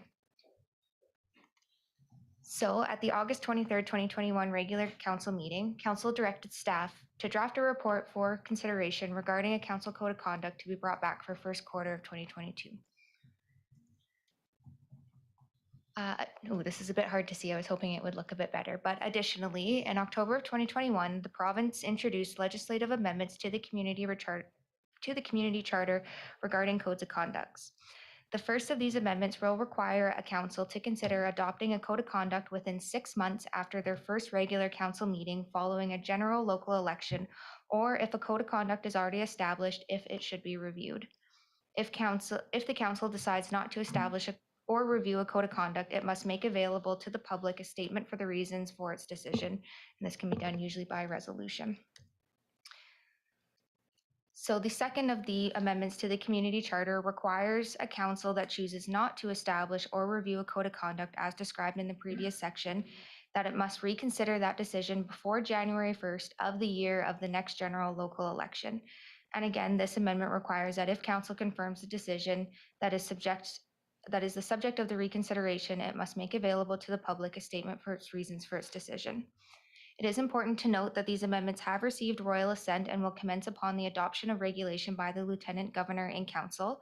It is expected that this regulation will come into effect late spring, early summer of 2022, it is anticipated that these regulations will describe the prescribed principles, matters, and requirements of a code of conduct as described in the community charter, and that must be considered in the process of drafting a code of conduct. So in addition to this, the Union of British Columbia Municipalities, the Local Government Management Association, and the Province of British Columbia have partnered to create a working group on responsible conduct in response to a 2016 UBCM resolution that addressed the issue of questionable conduct by local government elected officials. The purpose of this group is to undertake research and policy work to advance the understanding of issues related to responsible conduct and to analyze potential policy approaches to address such issues. The group has published a variety of resources to help local governments understand responsible conduct and to help with the process of developing a code of conduct. Most notably, the group has established a model code of conduct, and the model code of conduct provides council with a set of principles and general standards of conduct that can be used and tailored to help councils develop their own. So the model code of conduct recommends the following sections. It recommends the scope of who the code of conduct will apply to. This could be council, it could apply to council committee members or commission members. The model code of conduct includes key principles and values and identifies these as integrity, respect, accountability, and leadership and collaboration to promote and further responsible conduct. However, if this council chooses the principles that have been listed in the code of ethics could be included as the key principles and values.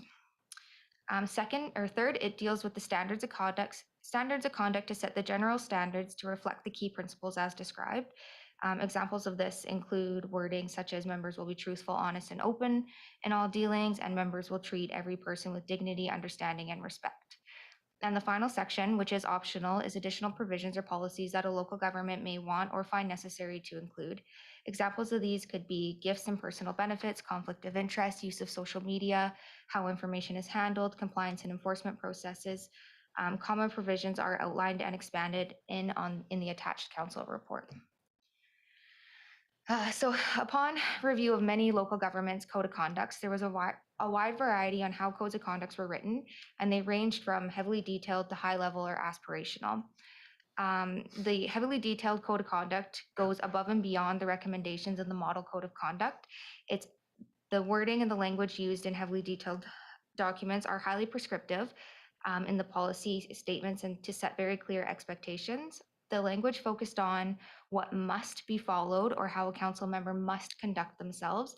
It is very clear on how a member of council will exemplify the expectation that is described, and examples of specific behaviors or other details are prescribed to elaborate on the standards of conduct as provided. In this example of code of conducts, there's usually an in-depth process for how complaints are handled. An example of this type of code of conduct would be the City of Surrey or the Town of Oliver, and those were attached to the agenda. So this is difficult to see, but this is from the City of Surrey Code of Conduct bylaw, and I used GIFs because it was a section that was in all of the code of conducts that I reviewed. But as you can see, this is very detailed.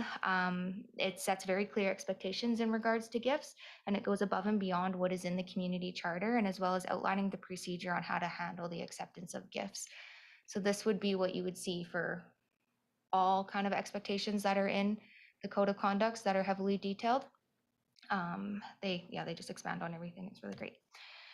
So the second example are the mid-level code of conducts. So the code of conducts that fall into this category includes the recommended and optional criteria in the model code of conduct, similar to the heavily detailed.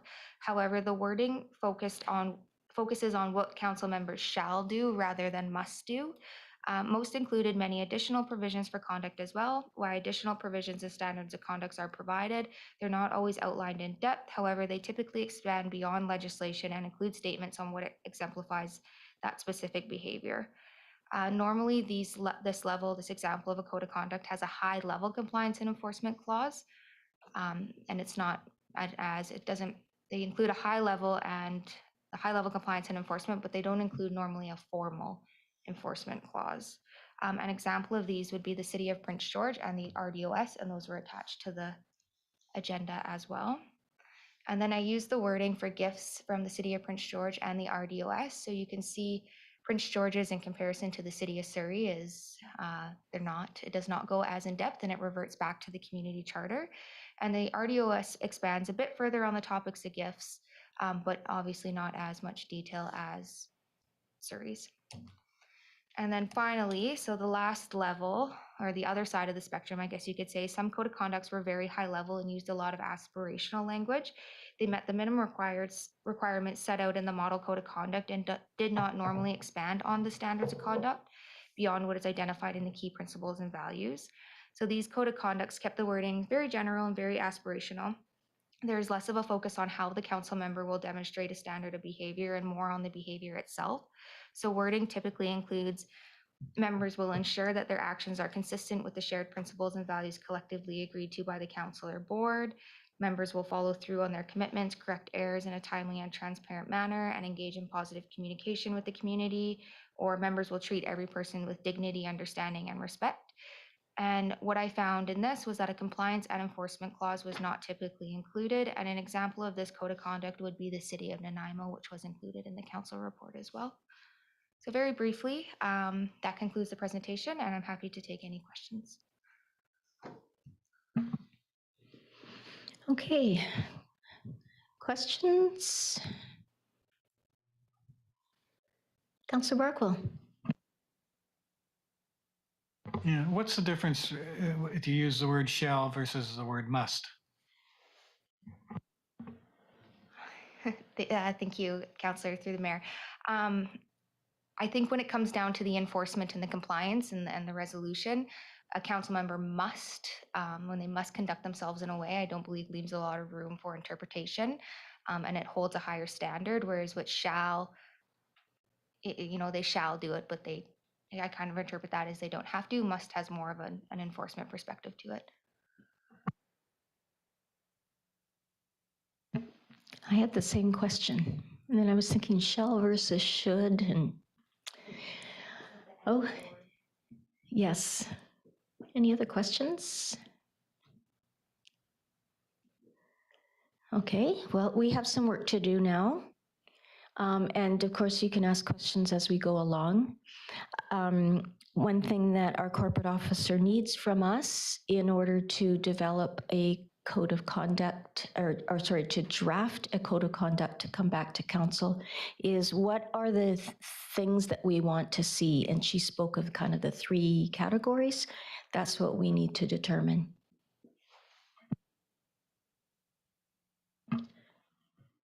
Councillor Holmes. Well, my approach to these sort of things is usually keep it as simple as possible. If it's simple, it's more effective. If it's really wordy and complicated, it's a lot easier to ignore. If you just take the examples that we were given with the gifts, the Prince George example there was pretty straightforward, and it's easy to understand. You look at the series, you think, oh God, who's going to read that? Right. So that'd be my only input. Thanks.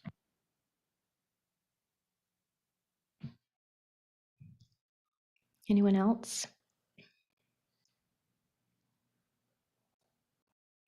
Okay. I just have to find my,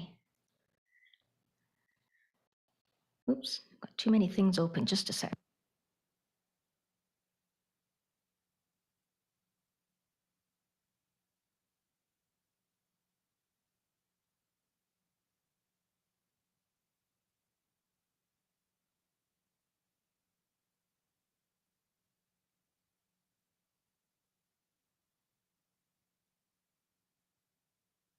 Okay, so included in your package is a document called Getting Started on a Code of Conduct for Your Council or Board, which I guess is a subtitle. The title is Model Code of Conduct. And you can see in the table of contents the different things that ideally you're putting in a code of conduct, and then the optional things. So I certainly agree with what Councillor Holmes has just said. Let's keep it simple. We have had examples of a highly prescriptive one, like the City of Surrey, and then a mid-level one, and then one that is, I can't remember the term you used, but one that is not either of those two. It's aspirational. I think that's how you said. That's how you voiced it. So maybe that's the place to start. We've heard from Councillor Holmes already that maybe having one that goes on for several pages is not necessarily anything that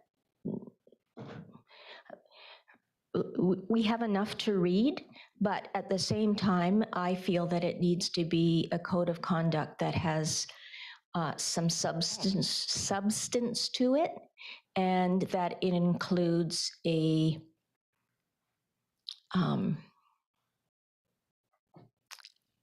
the process and the enforceability piece. I think I don't know. I don't know necessarily that it. Well, I won't say anything more about that. Except just to say that if we get this in place before the next election, then it will be up to the new council to determine, yes, this is the way we want to move forward, or let's review this and come up with something that fits us better. So, does anyone have any input on highly prescriptive, mid-level, or aspirational? So I guess maybe, thank you, Councillor Barkwell. I don't know if aspirational is the word I would use, but I certainly, now that Councillor Holmes has sort of articulated it for me, I see that the something that's readable is what I would prefer, and that's the Prince George model versus Surrey's, which is like, wow. It doesn't seem necessary. So I guess that's where I lean. I don't think we need to reinvent the wheel here either. If a lot of groups have put a lot of time and thought into a document, and we can just adopt something that's sort of out there without a whole lot of debate, I would think. So what I'm hearing from what you said is that the mid-level is best suited. You gave the example of City of Prince George, which I believe was a mid-level one. Yeah. I just want to make sure that I'm understanding your Yeah, you can call it mid-level, but I still think it is being pretty straightforward. Okay, Councillor Carlson. Just say that I agree. I think we don't need to put the community charter into it. I think there's some of these have a lot of extras that are already written somewhere else.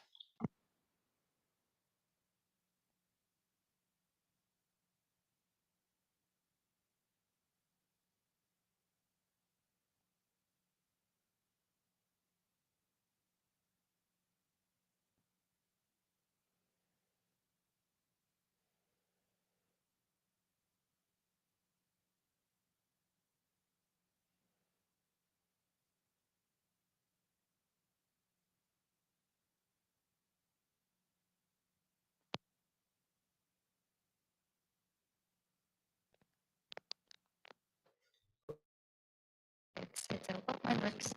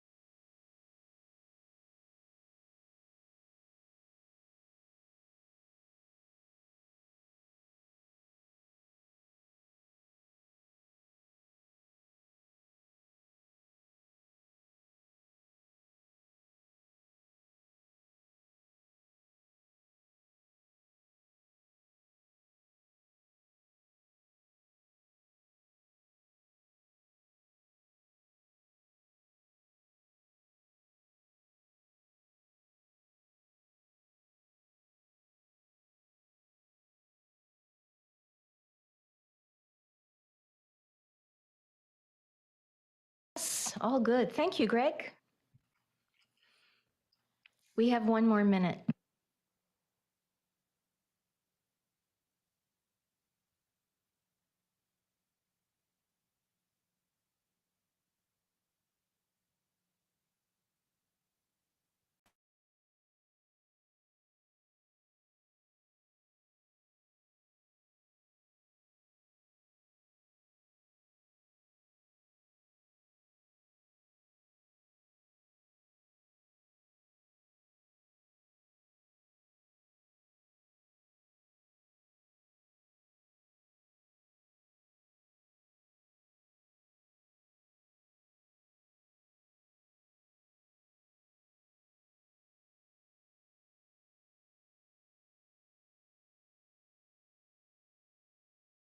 We'll resume.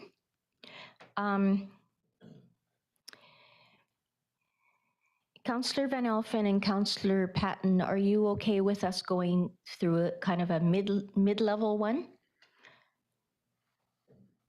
At least, you know, starting with that, and then we'll see what comes back in the draft, and it can be reviewed again.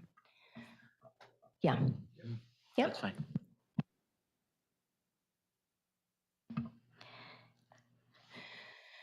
Graham. Thank you, Your Worship. One other observation that just kind of came to me in the discussion was council does in their strategic plan have posted council values already. Some of them would be in addition to the basic minimum values that are listed in the guide. And so the guide identifies respect, integrity, accountability, and then leadership and collaboration. But council also has respect, but they've posted honesty, creativity, and transparency also in the strategic plan that's posted publicly. So one option, if we go with the simplified, clear and concise approach, would be to add these additional values to the minimum list that council already has posted. I just thought I would frame that as consideration. Thanks, Graham. Along those lines, can you, and I think it's in the signature of staff, can you remind us of the ones that show in the Code of Ethics? I'm sure there's alignment there somewhere. So we actually made an effort to align with council's values when we created the staff code of ethics. And so as indicated, there's the 4 council values, which I've already, and I'm just trying to find the document here that I was quoting. Here we are.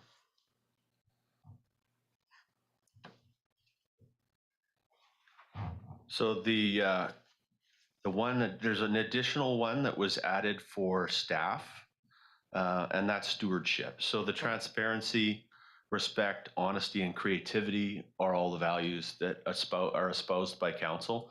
The additional one that was added in and through the staff conversations was stewardship, and that was tying to the sort of fiduciary obligations and responsibilities with managing public money and land. And so staff in the consultations we had felt very strongly that that was an ethic that they wanted to see represented as well, the stewardship ethic. But the other 4 values align entirely with council, which is the transparency, respect, honesty, and creativity. Okay, and then, yeah, I think that sounds like a good idea. And then just add the other ones that are in the code of conduct, the model code of conduct. Does that sound good as a starting point? Okay, great. And then the things like gifts and the shell of the city of Prince George, those kinds of things, that you can just follow that as a template. Is that right, Kendra? Okay. And then I guess the other big piece is enforcement. So how does that work? I mean, my understanding is that it's up to council to enforce council's code of conduct. It's not up to staff or anyone else. We take care of ourselves. So I guess maybe that's the enforcement piece. But if we don't, if we can't resolve the matter, now when I say we, I'm not talking about we as a group, but if the alleged misdemeanor is not able to be handled by that person and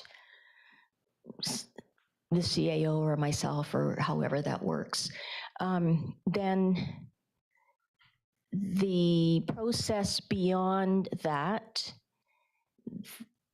do we want to have something like that in there?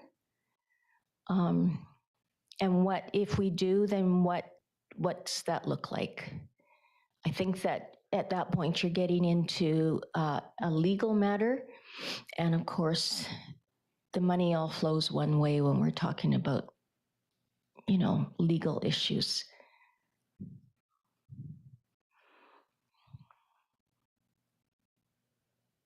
Frankly, I don't think that, well, no, again, I guess I shouldn't say anything because you never know in future years. And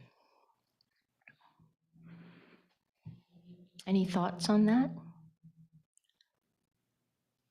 Kendra, could you let us know about the A mid-level code of conduct and what it says?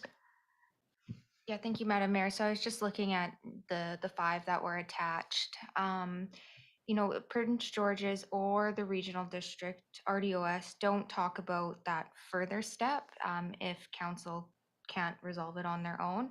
However, Oliver's talks about the potential to bring in a third-party investigator, and that party would determine if, what would it say? So it says they may conduct a preliminary assessment of the complaint, at the conclusion of which the investigator may determine to continue the investigation or make a written recommendation that the complaint be dismissed or unfounded, beyond jurisdiction or unlikely to succeed. So if you just look at the very page 8 of 9 of Oliver's, it does outline what that third-party investigation could look like. So that could be a potential step for council if you choose. Okay. Councillor Holmes. Every situation is different. So I think if you're prescriptive, you don't know what you're prescribing, and it's better for council to deal with these kind of things as they come up. That's my view, and find out what amongst the group, figure out what the best resolution is with the advice of the CAO, of course. So. I'm personally uncomfortable with that. I think that to have it resolved by the group with the recommendation of the CAO, we had a whole session on code of conduct at LGLA last week, and there was, quite marked difference between the 3 different municipalities that were represented. All of them agreed, though, that if you're going to have a code of conduct, that if you need to have a process. If you're going to enforce one, then, around the table, you need to have a process on what happens if there's no resolution. And I think that by going to a third-party investigator, someone that is outside of the equation, is a way that I would like to see. I don't want it to be put on council to find a resolution. I think that is maybe dangerous and just way too uncomfortable and is not a good use of our time. Councillor Barkwell. That option always remains. I think that if you go with that prescriptive measure, I think that councils might rush to it a little bit too quickly, and it just results in all sorts of legal expenses, and maybe you're swatting a fly with a sledgehammer in some cases. I think that it should be it's always open, and I don't know, and I agree with Councillor Holmes, or at least what I think he was sort of insinuating, is that it might take away some of the flexibility that council feels when faced with a situation if you've got that prescribed. The only thing I can say for sure from reading interesting recent court cases is that you have to follow a certain principles of, if there's somebody that on council that the council feels they need to censor, you can't just go do it. You have to tell them what the issue is and give them a chance to answer to that issue, and then make a decision. So that's the only thing that, I don't know if that has to be written in there, or maybe not there, but it's certainly what our corporate officer should have in their portfolio. So I'm just going to respond to that from the information that I got last week. And that's exactly what I'm talking about. That's part of process. That is what happens if you follow that process, and there's a certain amount of time that can pass, so that ideally, and we heard this over and over again from the lawyers as well, ideally it's resolved internally, that you never have to go. But if you do have to go outside of that, what does that process look like? But also internally, what does that process look like? How do you resolve the issue internally? How much time do you have for that? You make sure that the communication is crystal clear. All of that is part of process. And I think that we need to have that in our code of conduct, so that it's completely clear and everyone knows what the process is and what the expectations of the code of conduct are. That's just my thought. Graham, you had your hand up? Yeah, thank you, Your Worship. So the challenge with these are always that it is the enforceability. So I think they're best designed as a shield, not a sword, when it comes to these, and it's about codifying existing good behavior. It's not even a tool that's good at solving where there's existing problems. So in light of all that, what some of them have done, and I did read through all the ones that Kendra had pulled and other ones, a lot of them will identify an informal process. So there's a common understanding of that. And that even is as simple as, this person said something that was offensive to me, I'm going to approach them in an appropriate manner in a one-on-one basis to say, when you said that, it made me feel like this, for example. That doesn't work, or they refuse to acknowledge the issue. Maybe they don't want to have a private conversation, invite somebody to come alongside, trusted advisor for both parties that you both know. And this is the case of spirit of reconciliation with any group, even beyond just council, right? So then maybe that conversation leads to an apology or reconciliation. Maybe it doesn't. Maybe there's a refusal to even meet, in which case that can instigate more of a formal written complaint. And then the formal written complaint has to be evaluated. And I think further to what Councillor Barkwell was saying, then you're getting into basic principles of natural justice. And people have to know what the complaint is, who their accuser is, and have the right to respond. But again, all that can be more or less done in a pretty informal process. And then maybe the formal process is something that's just vaguely referenced as in certain cases and on a case-by-case basis and evaluation of the facts. It may require the more formal involvement of a third party or whatever the case, without defining exactly what that looks like, but just acknowledging that's always in the toolbox. That's not a code of conduct wouldn't have to reference that for it to be in the toolbox. It's always in the toolbox, but then you're stepping into a formal process of conflict resolution that can be quite in depth, and even in those contexts, it can be very challenging for those instruments to be used as a punitive measure unless there's a great detail that's incorporated. Which is the only caution there is then we're into the world of the detailed pieces that council probably had, based on the initial discussion today, was the detailed documents the council is trying to avoid. So it may be that to stay in that concise middle ground, only the informal process would be identified, principles of natural justice reflected, and then just an acknowledgement that formal processes on a case-by-case basis may be pursued. Thank you. You said it so much better than I did. So yeah, I used the word expectations, but then you used common understanding. Yeah, and then if we're looking at the process, I'm perfectly comfortable with the informal process that you spoke of, knowing that if it can't be resolved, then it has to go beyond that. But ideally, of course, you know, we work through it ourselves and it gets resolved, which has always been the case around this table. So.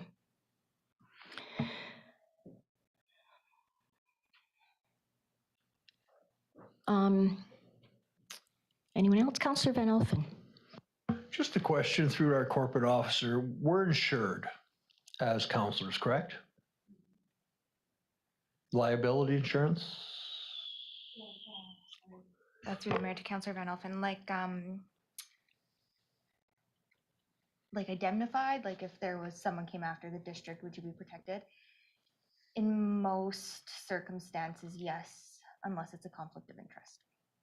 I think I'd have to look into that. So if I'm accused of a conflict of interest, the district, it gets to a point where the district hires a lawyer and I hire a lawyer and I win, the district pays my legal fees because I have insurance? So the community Just charter curious. story is pretty prescriptive on conflict of interest. Let me just pull it up quickly. So, sorry, I'm just gonna.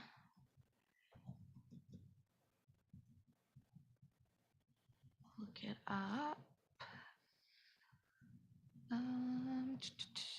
So for conflict of interest, maybe that's not the best. I'm just trying to think of the easiest way to put this into words. Just give me 1 minute. I have to.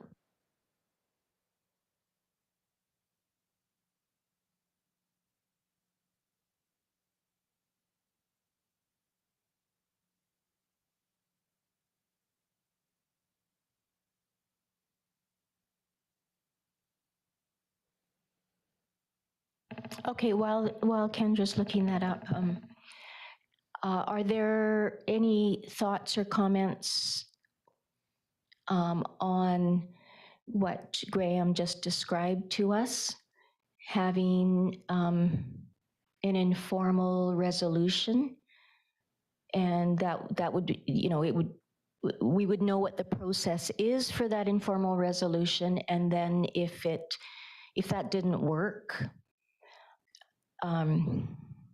then we would know that there is a more formal process to be followed without actually prescribing it in our code of conduct. Does that sound, have I captured what you said? Okay. So Councillor Carlson and Councillor Van Elfen have nodded. Others? Councillor Holmes? Well, I'd certainly be interested in seeing some sort of drafting in Word. Oh, absolutely. That's the intention. Kendra just needs to have some idea of where to start from. That's what she's asking for today. Councillor Barkwell or Councillor Patton, you're good with Yep. In speaking with CO Stats, what he was discussing, actually Nanaimo in their sentence 5 under their leadership and collaboration is quite open-ended, and actually to me kind of defines exactly what you were speaking of. It doesn't spit it out entirely, but it still leads towards what the objective is.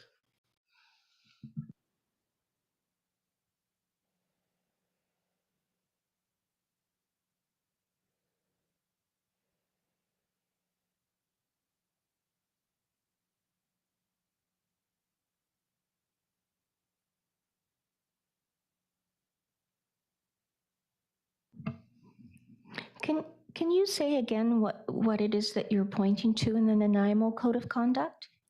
I see Sorry. a number of number Oh, fives. yeah, so under leadership and collaboration, it says elected officials will recognize, respect, and value the distinct roles and responsibilities that they're playing, providing good governance, and commit to fostering a positive working relationship with and among other elected officials, staff, and the public.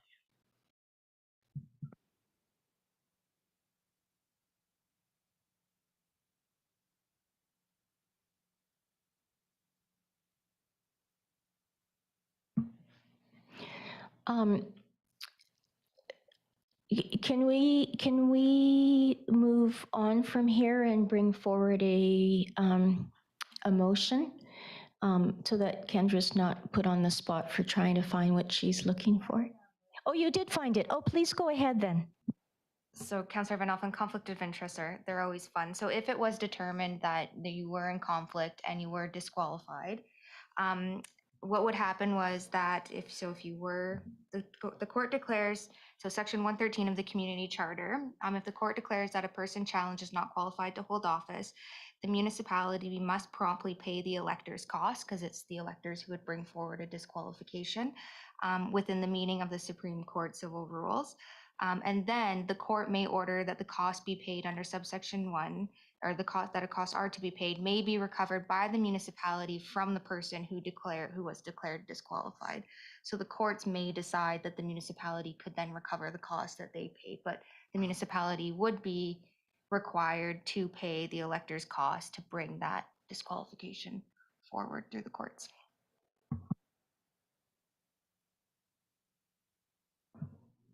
Okay. So Kendra, do you have anything there that fills in the blanks for us, or would you like us to do that? I kind of kept track of a few. So the beginning of my motion would be that staff be directed to draft a council code of conduct, and further that the council code of conduct be drafted with the following elements. So the model code of conduct key principles, the council strategic plan, the 2015 to 2019 corporate values, and an informal process of complaints. It would just be if council wanted any of the additional provisions, such as the ones that are identified in the Prince George Code of Conduct, if they wanted to include any of those. Council, do we want to include any of those?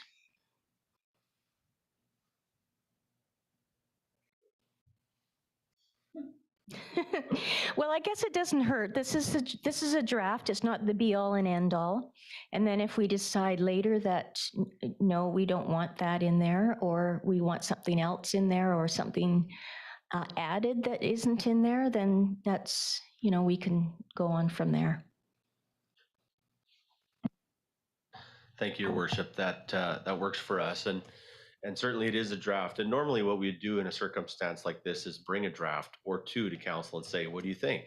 The reason why we didn't do that in this case is because the guide that we're following from LGMA is very clear that staff shouldn't presume that they understand what values and provisions council may or may not wish to be committed to in the code of conduct, and that we start the conversation with testing all of those things, which is why we really appreciate the guidance the council's providing today so that we can bring back a draft. Okay. So the three things that Kendra spoke of and the optional clauses, I guess, that are in the Prince George, and then we'll have we'll have a draft to review at a later time. Okay, does someone want to make that motion? Councillor Van Elfen, seconded by Councillor Holmes. And any further discussion, or if you have clarification on the motion? Okay, all in favor? That's unanimous. All right. Where are we here? Had our break. On to, this is the Kendra Kinsley show today. Bylaws for adoption. We've been through these already, of course, but for adoption today, the municipal ticketing information amendment, the correction that was made by administration, and bylaw number 2022-018. So does anyone have any questions about that, or are you looking for a refresher, or are we good to just adopt that? Councillor Van Elfen? Madam Mayor, if that's appropriate. For adoption? Yep. Seconder? Councillor Holmes, thank you. All in favor? Thank you. And then the sign bylaw amendment for campaign signs. This was brought forward by Councillor Holmes. Bylaw number 2022-019, also for adoption. Councillor Holmes, Councillor Carlson, all in favor? Great. Anybody wanting to talk to us, Kendra? All right. And now a resolution to go into close. Councillor Van Elfen? Councillor Holmes, thank you.